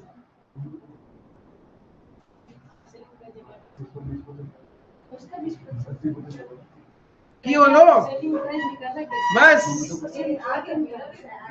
20,000 1 लाख यही आया ना? सब गोबर, सब के सब गोबर। एक बात बताओ, फिर मेरा फायदा क्या हुआ विराट कोहली और रोनाल्डो को कंपेयर करने का? आप लोग क्या कर रहे हो पता है? क्वेश्चन में आपके पास कॉस्ट प्राइस है, बट प्रॉफिट परसेंटेज कॉस्ट है क्या? आप इन दोनों, तुम सही जा रहा था, पता नहीं क्यों रुक गया। आप कैसे बोल के गया? हम तो सही बोल के गया कि हाँ तुम सही कर रहे हैं, आगे बढ़ा ही नहीं तुम। हाँ नीचे जाके भटक गया था, तुम गलत तरीके से सॉल्व करने लग गया था। ये दोनों क्या सेम है क्या? और आपने तो धनाधन मल्टीप्लाई कर दिया। मल्टीप्लीकेशन तब होता है जब दोनों सेम हो। एक तरफ कॉस्ट है, एक तरफ सेल्स पे वैल्यू है, तो कैसे कॉस्ट और सेल्स आपस में एक जैसा हो गया? सेल्स का मतलब होता है प्रॉफिट इंक्लूडेड है, एंड कॉस्ट का मतलब प्रॉफिट इंक्लूडेड नहीं है। अब क्लास 10 से आए हो तो आप लोग को अपना एक्स बहुत पसंद होता है। एक इक्वेशन लिख रहा हूं मैं। अरे एक्स मतलब वो मैथ्स में जो एक्स यूज करते हो वे सरमो। क्या मैं ऐसा लिखूं, cost plus profit is equals to sales होता है? Cost plus profit is equals to sales. Selling price कैसे बनता है? कॉस्ट प्राइस में प्रॉफिट ऐड कर दोगे तो सेल्स बन जाएगा। क्लियर है? अब पहला बात तो ये है, यहां पे रिलेशनशिप ही उल्टा है। सेम रिलेशनशिप है नहीं। क्या है आंसर? आंसर बताओ। अरे ऐसे थोड़ी ना होता, आंसर बताना होगा। क्लियर है? ये इक्वेशन तो सबको आता होगा, cost plus profit is equals to sales. अब मेरे पास प्रॉफिट परसेंटेज ऑन सेल्स है, मैं कॉस्ट से मल्टीप्लाई कर ही नहीं सकता हूं, डायरेक्ट रिलेशन है ही नहीं। तो यानी ये परसेंटेज मल्टीप्लाई करने के लिए मुझे सेल्स का वैल्यू चाहिए। क्या क्वेश्चन में सेल्स है क्या? अब जिसको फिगर्स नहीं पसंद, एक्स वगैरह पसंद है, उससे करते हैं पहले let sales be X. Correct correct, let sales be X value. If आपका सेल्स एक्स होगा तो प्रॉफिट कितना होगा? सेल्स का 20%, then profit will be sales का 20% ना। If sales is my X तो प्रॉफिट कितना होगा? 0.20x, 20% of x, 0.20x। Clear है? यहां तक ठीक है? तो मैं ऐसे लिखूं, कॉस्ट है मेरे पास 1 लाख, प्रॉफिट है 0.20x, सेल्स है x,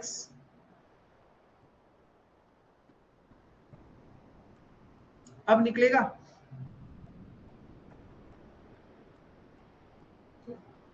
x minus 0.20x is equals to 1 lakh, x is equals to 1 lakh divided by 0.80 था, तो इसको मैंने पॉइंट हटा के ऊपर में 100 से मल्टीप्लाई कर दिया। मैथ्स का बेसिक रूल। क्या चीज? 0.80 था ना, तो 2 नंबर्स थे डेसिमल्स के बाद, इसलिए हाँ ले लो, उससे कोई फर्क नहीं पड़ेगा। 0.8 इंटू 10 कर लो, आंसर सेम ही आएगा, आंसर सेम ही आएगा। बट समझ में आया कितना आएगा इधर?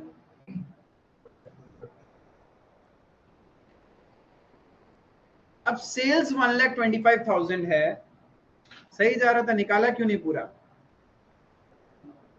खुद ही काटा, खुद ही रुक गया। वही तो बोला ना, नीचे जाके कुछ गड़बड़ी कर दिया। तुम्हारा अप्रोच सही था, थिंकिंग प्रोसेस भी सही था।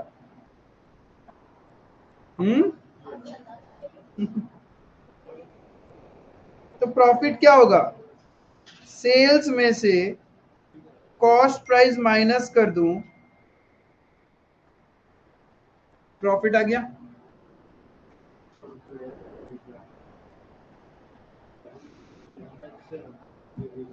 समझ में आया?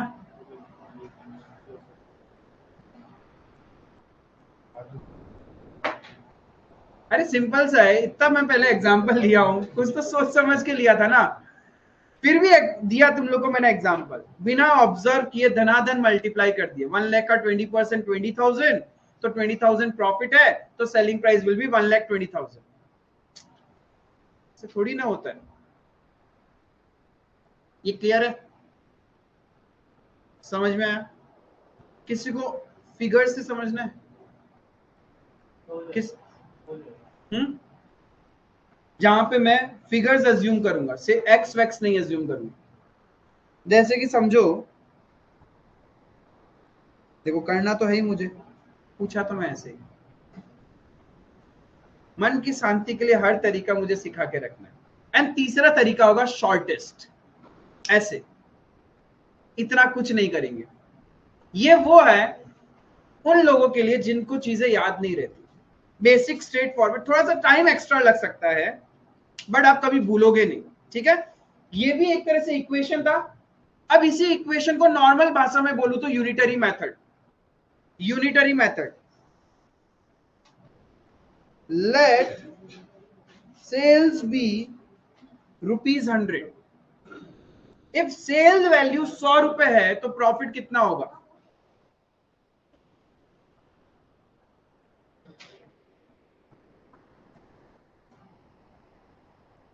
₹20।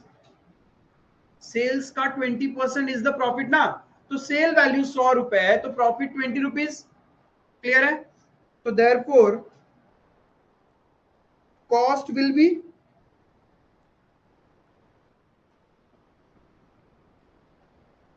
₹80। Cost will be ₹80। क्लियर है?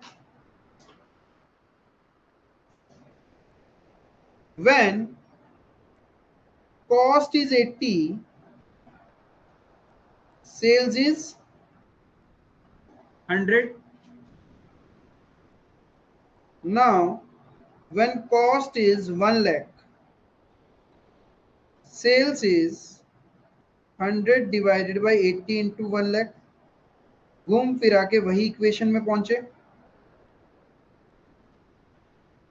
सेल वैल्यू पता है, कॉस्ट पता है, तो प्रॉफिट निकल जाएगा. 1,25,000 माइनस 1 लाख 25,000.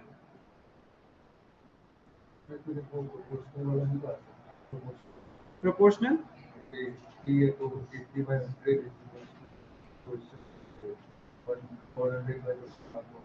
हाँ, दैट्स द शॉर्टेस्ट थिंग. जो लास्ट में अपन अभी फॉर्मूला बेस्ड जिसको तुम लोग बोलते हो, लॉजिक समझेंगे. लॉजिक आधे लोग तो आई तो चलना ही बंद हो गया. हमको ऐसा लग रहा है क्या सोच के आ रहे हैं घर से, पता नहीं आज क्या सीखने को मिलेगा. 3 इडियट्स के तरह अपने लाइफ को 1 मिनट पीछे जाके देखो. क्या किसी ने सोचा आज कुछ नया सीखने को मिलेगा? क्या हम इंजीनियरिंग के बारे में पढ़ेंगे? सब लगे पड़े सिलेबस खत्म करने में. एकदम कुछ लेके मत आया करो, सिर्फ अपना बिजनेस ब्रेन लेके आया करो, तभी ग्रोथ होगा, वरना नहीं ग्रोथ होगा. और वो नहीं है तो कॉमर्स में गलत हो आप. आई थिंक साइंस आपका वेट कर रहा है, वहां आप कुछ अच्छा कर सकते हो, फोड़ सकते हो. ये क्लियर है? अच्छा मुझे सिंपल सा बताओ, मुझे जीपी परसेंटेज ऑन सेल्स निकालना है. आपने भी तो अपना क्लास 10th का मार्कशीट का परसेंटेज निकाला था ना, वैसे ही मुझे मेरा सेल्स पे मैंने कितना परसेंट प्रॉफिट कमाया है वो निकालना है. कैसे निकालूंगा? परसेंटेज निकालना है तो जितना मैंने अर्न किया, डिनोमिनेटर में बेस को क्या मानूंगा? सेल्स. जिस चीज को हम बेस लेते हैं वही मेरा परसेंटेज ऑन सेल्स. यदि मुझे परसेंटेज ऑन कॉस्ट निकालना है, सपोज आपने 100 रुपए का प्रोडक्ट परचेज किया, ठीक है, 100 रुपए का प्रोडक्ट परचेज किया, 150 रुपीज में सेल किया. यहां थोड़ा सा स्पेस छोड़ देना, मुझे और एक चीज लिखना है. एग्जाम्पल, कॉस्ट प्राइस 100 है, सेलिंग प्राइस 150 है. Calculate gross profit percentage on cost and on sales. On का मतलब क्या होता है? Denominator, right? तो मुझे यदि GP percentage, gross profit percentage on cost निकालना है तो कैसे निकालूंगा? ऑन कॉस्ट का मतलब नीचे क्या होगा? कॉस्ट. और निकालना क्या है? Profit percentage. तो ऊपर क्या होगा? प्रॉफिट. तो gross profit divided by cost into 100. Gross profit divided by sales into 100. यही तो करेंगे. तो बताओ इस क्वेश्चन में परसेंटेज कैसे कितना आएगा? किस पे आएगा? 33.3% किस पे? ऑन कॉस्ट या ऑन सेल्स?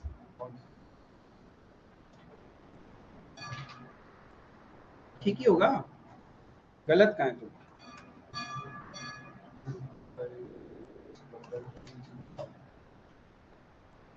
अरे अभी भी ऑन कॉस्ट ऑन सेल्स का परसेंटेज नहीं निकला क्या?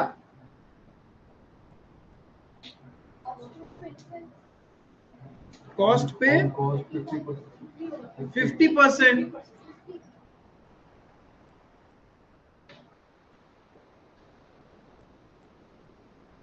ऑन कॉस्ट कैसे निकालेंगे? प्रॉफिट कितना हुआ? 50. कॉस्ट प्राइस कितना है? 50% ऑन कॉस्ट. और यही सेल्स निकालना हुआ तो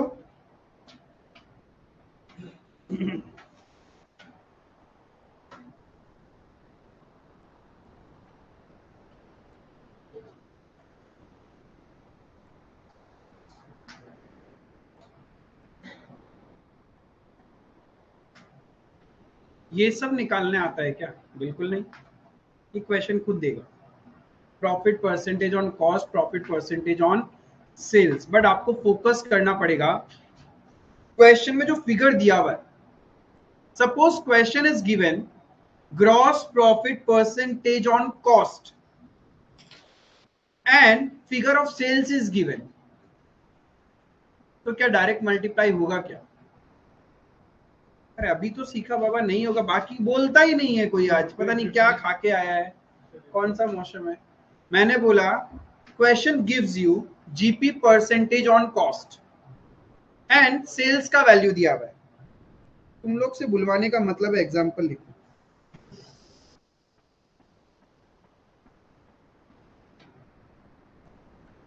cell value is 2,50,000, gross profit percentage is 25% on cost. Calculate cost and profit. अब तो निकालो।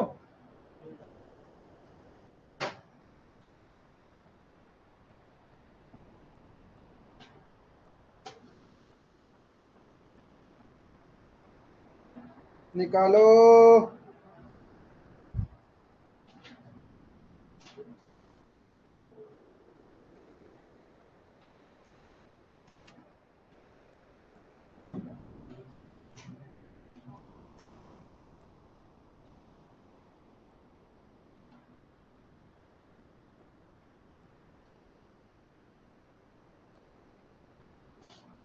भैया जी निकल गया।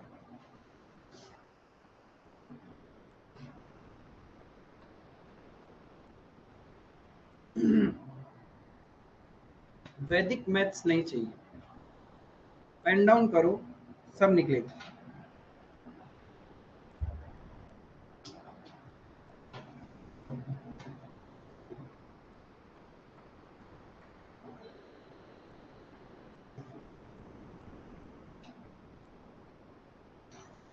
साक्षी इसका भी आंसर दो फटाफट। लास्ट क्वेश्चन का तो ठीक ही था, इसका भी दो।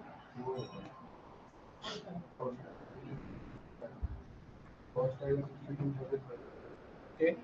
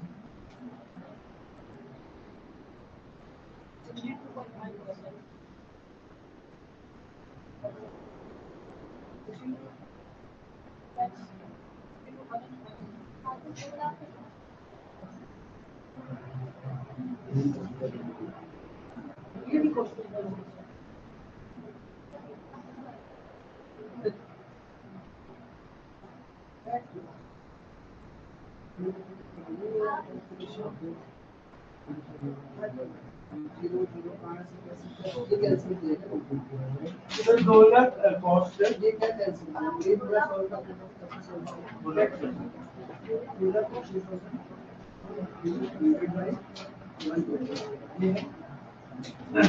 इसको सॉल्व करेगा कितना है, इससे सॉल्व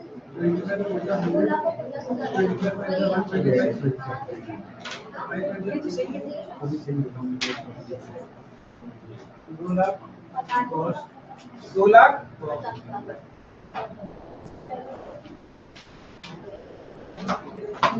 गिव अप कर दिया। हे प्रभु कैसा बात बोल दिया। वापस 2,50,000 2,50,000 तो सेलिंग प्राइस ही है तुम। ये प्रभु, आप चेक करो ना। हाँ सही है, चेक क्या करना मुझे। हाँ, तो हाँ प्रभु, देखो सेल वैल्यू दिया हुआ है 2,50,000। क्या प्रॉफिट परसेंटेज ऑन सेल्स है क्या? प्रॉफिट परसेंटेज ऑन कॉस्ट है क्या? डायरेक्ट मल्टीप्लाई हो सकता है क्या? नहीं हो सकता। आप इक्वेशन बना सकते हो, यूनिटरी मेथड से भी कर सकते थे, क्योंकि अभी तक मैंने ये दो ही तरीका बताया, राइट? तो आप यदि इक्वेशन बनाओगे, इक्वेशन से करके बताऊं या यूनिटरी मेथड?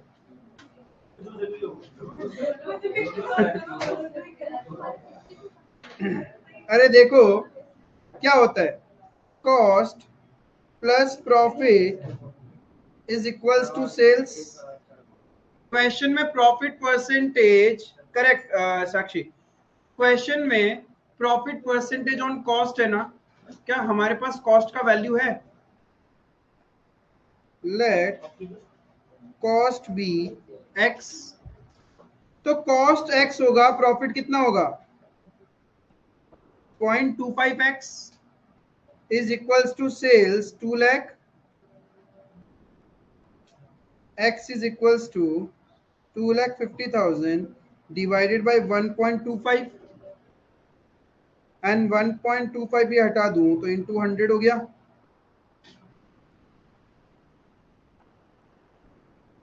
तो 2 लाख रुपए आपका x आ गया। कहां से 62,500 कैसे निकाला, हमको भी जानना है। ये फिगर एक दो जन से आया है, 62,500 कैसे आ रहा था? मतलब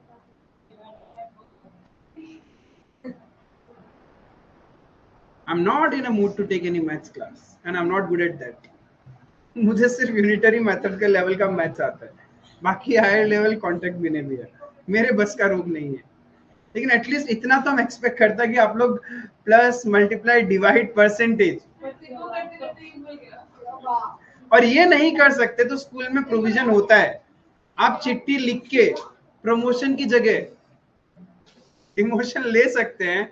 आप एक्सपर्ट बन के आओ 10 से वापस कि हाँ मुझे मैथ्स फिर से सीखना है, एटलीस्ट इतना तो सीखना ही है। ये नहीं, क्या कर रही हो तुम? नहीं निकला था तुम तेजल, ये बेसिक क्यों नहीं हो रहा? मैंने अभी तक इसमें रॉकेट साइंस तो कुछ डाला ही नहीं, और ये नहीं निकलता तो यूनिटरी, अरे अज्यूम कर लो ना, लेट कॉस्ट प्राइस भी ₹100। अरे जिससे ये नहीं होता एक्स वाला, क्योंकि मेरे पास डायरेक्ट रिलेशन था ही नहीं, तो मैं मल्टीप्लाई नहीं कर सकता ना। अरे जब डायरेक्ट रिलेशन होता है तभी आप मल्टीप्लाई कर सकते हो, मैथ्स का कॉमन बेसिक रूल है। Let cost be ₹100। हाँ नहीं उसी को कर रहा हूं। प्रॉफिट विल बी 100 रुपए का 25%, 25, 100 रुपए का 25%, 25 रुपए। देयरफॉर सेल्स कितना होगा? 125। When sales is 125 तो कॉस्ट कितना होता है? 100। When sales is, क्वेश्चन में कितना दिया हुआ है? 2,50,000, तो कॉस्ट कितना होगा? 100 डिवाइडेड बाय 125 इंटू 2,50,000।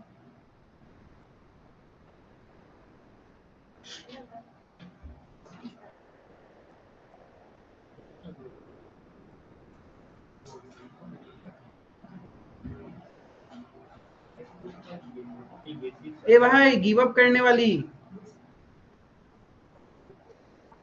तुम्हारा माइंड उस स्टेज में जा चुका है कि अब वो कुछ लेने के लिए रेडी नहीं है। तुमने माइंड को स्टॉप भी कर दिया समझाने के लिए।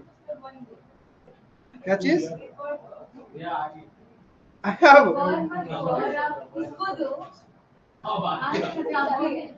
नहीं समरी पे जाते हैं, समरी पे, पहले समरी पे जाता हूं। एक बेसिक लॉजिक समझते हैं, ठीक है? एक बेसिक लॉजिक समझते हैं, सो दैट इन चीजों का फटाफट कैसे करोगे, राइट? वो भी जरूरी है। Unitary method sometimes takes time, वो पूरा लिखना पड़ता है, सॉल्व करना पड़ता है, तब जाके निकलता है। बट मुझे डायरेक्ट इस इक्वेशन पे पहुंचना है, ये सब लिखा पढ़ी नहीं करना, मुझे ये सब नहीं चाहिए, मुझे डायरेक्ट घूम फिरा के यहीं पहुंचना है, इसी सिचुएशन पे पहुंचना है। कैसे पहुंचूंगा समझना। सपोज आई से 100 डिवाइडेड बाय 50 इज 2, ये तो एग्री करते हो। 100 divided by 50 is 2. Remember one thing, in such type of scenario, your numerator is constant. Your numerator is constant. Numerator किसको बोलते हैं? ऊपर वाला जो होता है उसी को न्यूमरेटर बोलते हैं, ठीक है? हाँ, क्या इक्वल? किसको? ए बाबा, मैंने बोला इस इक्वेशन में न्यूमरेटर क्या है? ये न्यूमरेटर। तो बेसिकली न्यूमरेटर इज कांस्टेंट, ये हमेशा ध्यान रखना होगा आपको। यानी जो क्वेश्चन वैल्यू दे रहा है that will be your numerator, वो कांस्टेंट है, उसको हम नहीं चेंज कर सकते, वो क्वेश्चन है। नाउ अज्यूमिंग यहां पे भी मेरा न्यूमरेटर कांस्टेंट है, I want resultant answer to be higher than 2। जो अभी मेरा आंसर है, मुझे इससे ज्यादा बड़ा आंसर चाहिए। What option do I have? Denominator को, इतना लॉजिकल है। 100 डिवाइडेड बाय 50 किया तो 2 आया, तो मैं जितना डिनोमिनेटर छोटा करता जाऊंगा my resultant answer will be उतना बड़ा। दिमाग में सेट हुआ? डिनोमिनेटर जितना छोटा, रिजल्टेंट आंसर उतना बड़ा। यानी मुझे इससे बड़ा आंसर चाहिए, 2 से बड़ा आंसर चाहिए, तो मैं क्या करूंगा? 100 डिवाइडेड बाय 20 कर दूं, बड़ा आंसर आ गया ना।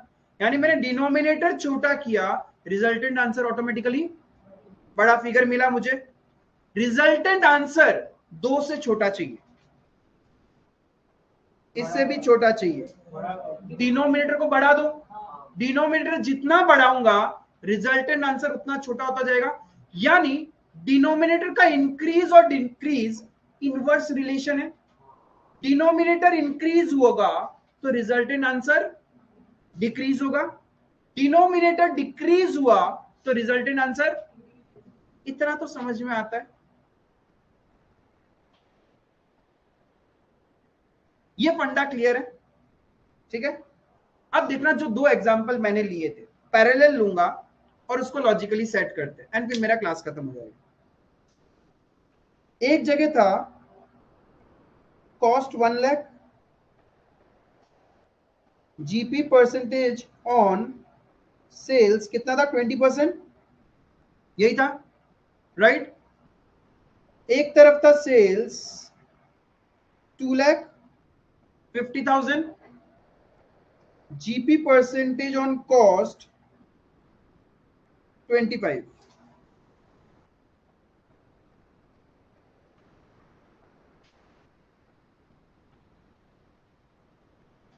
ये 2 एग्जाम्पल हमने लिए थे। इस दोनों एग्जाम्पल में हमारे पास कॉस्ट है but profit percentage on cost नहीं है। प्रॉब्लम ये था, डायरेक्ट होता तो मल्टीप्लाई कर लेते। हमारे पास सेल्स है but profit percentage on sales नहीं है, इसलिए हम डायरेक्ट मल्टीप्लाई नहीं कर सकते। अब फटाक से कैसे निकालें? दिमाग को दौड़ाएंगे। पहला एग्जाम्पल, मेरे पास कॉस्ट है, इस गुड्स को बेच के क्या मुझे प्रॉफिट हुआ है क्या? हाँ, तभी तो मेरे पास जीपी परसेंटेज है, ग्रॉस प्रॉफिट परसेंटेज है, वरना तो मेरे पास ग्रॉस लॉस होता ना। यानी इस गुड्स को बेच के पक्का मुझे प्रॉफिट हुआ है बिजनेस में, तभी मेरे पास ग्रॉस प्रॉफिट परसेंटेज है। तो एक बात बताओ, मेरे पास 1 लाख रुपए कॉस्ट है और बेच के मुझे प्रॉफिट हुआ है, तो 110% selling price will be higher than 1 lakh. Selling price will be higher than 1 lakh. यानी रिजल्टेंट आंसर मुझे क्या चाहिए? बड़ा। सेल्स ही तो चाहिए मुझे, तो रिजल्टेंट आंसर बड़ा चाहिए। My numerator is constant, my numerator is, यानी ये 1 लाख तो फिक्स हो गया। रिजल्टेंट आंसर बड़ा चाहिए, दिमाग प्रोसेस कर पाया नहीं कर पाया, तभी तो प्रॉफिट हो रहा होगा। कॉस्ट 1 लाख है, उससे ज्यादा वैल्यू में बेचूंगा तभी तो प्रॉफिट होगा, यानी मेरा जो सेल वैल्यू आएगा वो 1 लाख से ज्यादा ही आएगा। रिजल्टेंट आंसर बड़ा चाहिए। अभी अभी आपने बोला कि भैया जब भी रिजल्टेंट आंसर बड़ा चाहिए डिनोमिनेटर को क्या कर दो, छोटा कर दो, यानी basically 100 minus rate. Cost constant था जो क्वेश्चन में दिया हुआ था, 100 minus rate, 1 lakh divided by 100 minus 20%, तो कितना आया 1 लाख डिवाइडेड बाई 80%। ऐसे लिख सकता हूं, घूम फिरा के पहुंच गया मैं उसी इक्वेशन में। अब second example, we have value of sales, वहां प्रॉफिट परसेंटेज दिया हुआ है, यानी इस गुड्स को बेच के मैंने प्रॉफिट तो कमाया है, ये तो श्योर है प्रॉफिट कमाया है, तभी क्वेश्चन मुझे क्या दे रहा है, ग्रॉस प्रॉफिट परसेंटेज दे रहा है। क्लियर है? तो इफ मैंने प्रॉफिट कमाया है तो 110% कॉस्ट प्राइस से कम ही होगा, इस वैल्यू से तो कम ही होगा ना कॉस्ट प्राइस, तभी मुझे फायदा होगा। तो मुझे रिजल्टेंट आंसर क्या चाहिए, छोटा। सेल वैल्यू दिया हुआ है तो कॉस्ट तो कम ही होगा ना, रिजल्टेंट आंसर क्या चाहिए, रिजल्टेंट आंसर छोटा चाहिए, तो डिनोमिनेटर क्या करूं, 100 plus rate. Sales divided by 100 plus rate, 125।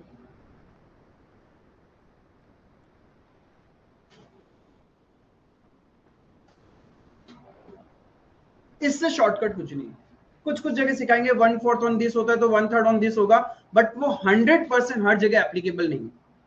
I can prove that wrong, ठीक है, इसलिए मैं वो वाला पार्ट सिखाता ही नहीं। मेरे को सिंपल सा ये है, जब दिमाग मेरा प्रोसेस करना स्टार्ट करे, तो अब मेरे को ये पता होना चाहिए इफ रिलेशनशिप उल्टा है तो पहले तो दिमाग को ये पुश करो कि मुझे रिजल्टेंट आंसर बड़ा चाहिए या छोटा चाहिए। इफ रिजल्टेंट आंसर बड़ा चाहिए तो डिनोमिनेटर क्या होगा, 100 minus rate. If resultant answer छोटा चाहिए तो क्या होगा, 100 प्लस रेट। कहानी खत्म, हर बार आंसर निकल जाएगा। तो भैया पहले ही बता देते रहे। हाँ, अब किसी ने बोला भैया ऐसे हुआ तो cost 1 lakh, gross profit percentage on cost 20%, find sales and profit. तो भाई यहाँ पे कॉस्ट दिया हुआ है, प्रॉफिट परसेंटेज भी कॉस्ट है, तो मैं डायरेक्ट मल्टीप्लाई कर दूंगा, तो मेरा ग्रॉस प्रॉफिट कितना होगा, 1 लाख का 20% 20,000, तो सेलिंग प्राइस क्या हो गया, 1,20,000। क्लियर है, समझ में आया? थोड़ा सा लाइट वेट के साथ आया करो, दिमाग खोल के, तब मजा आएगा। ठीक है, that's all for today, thank you.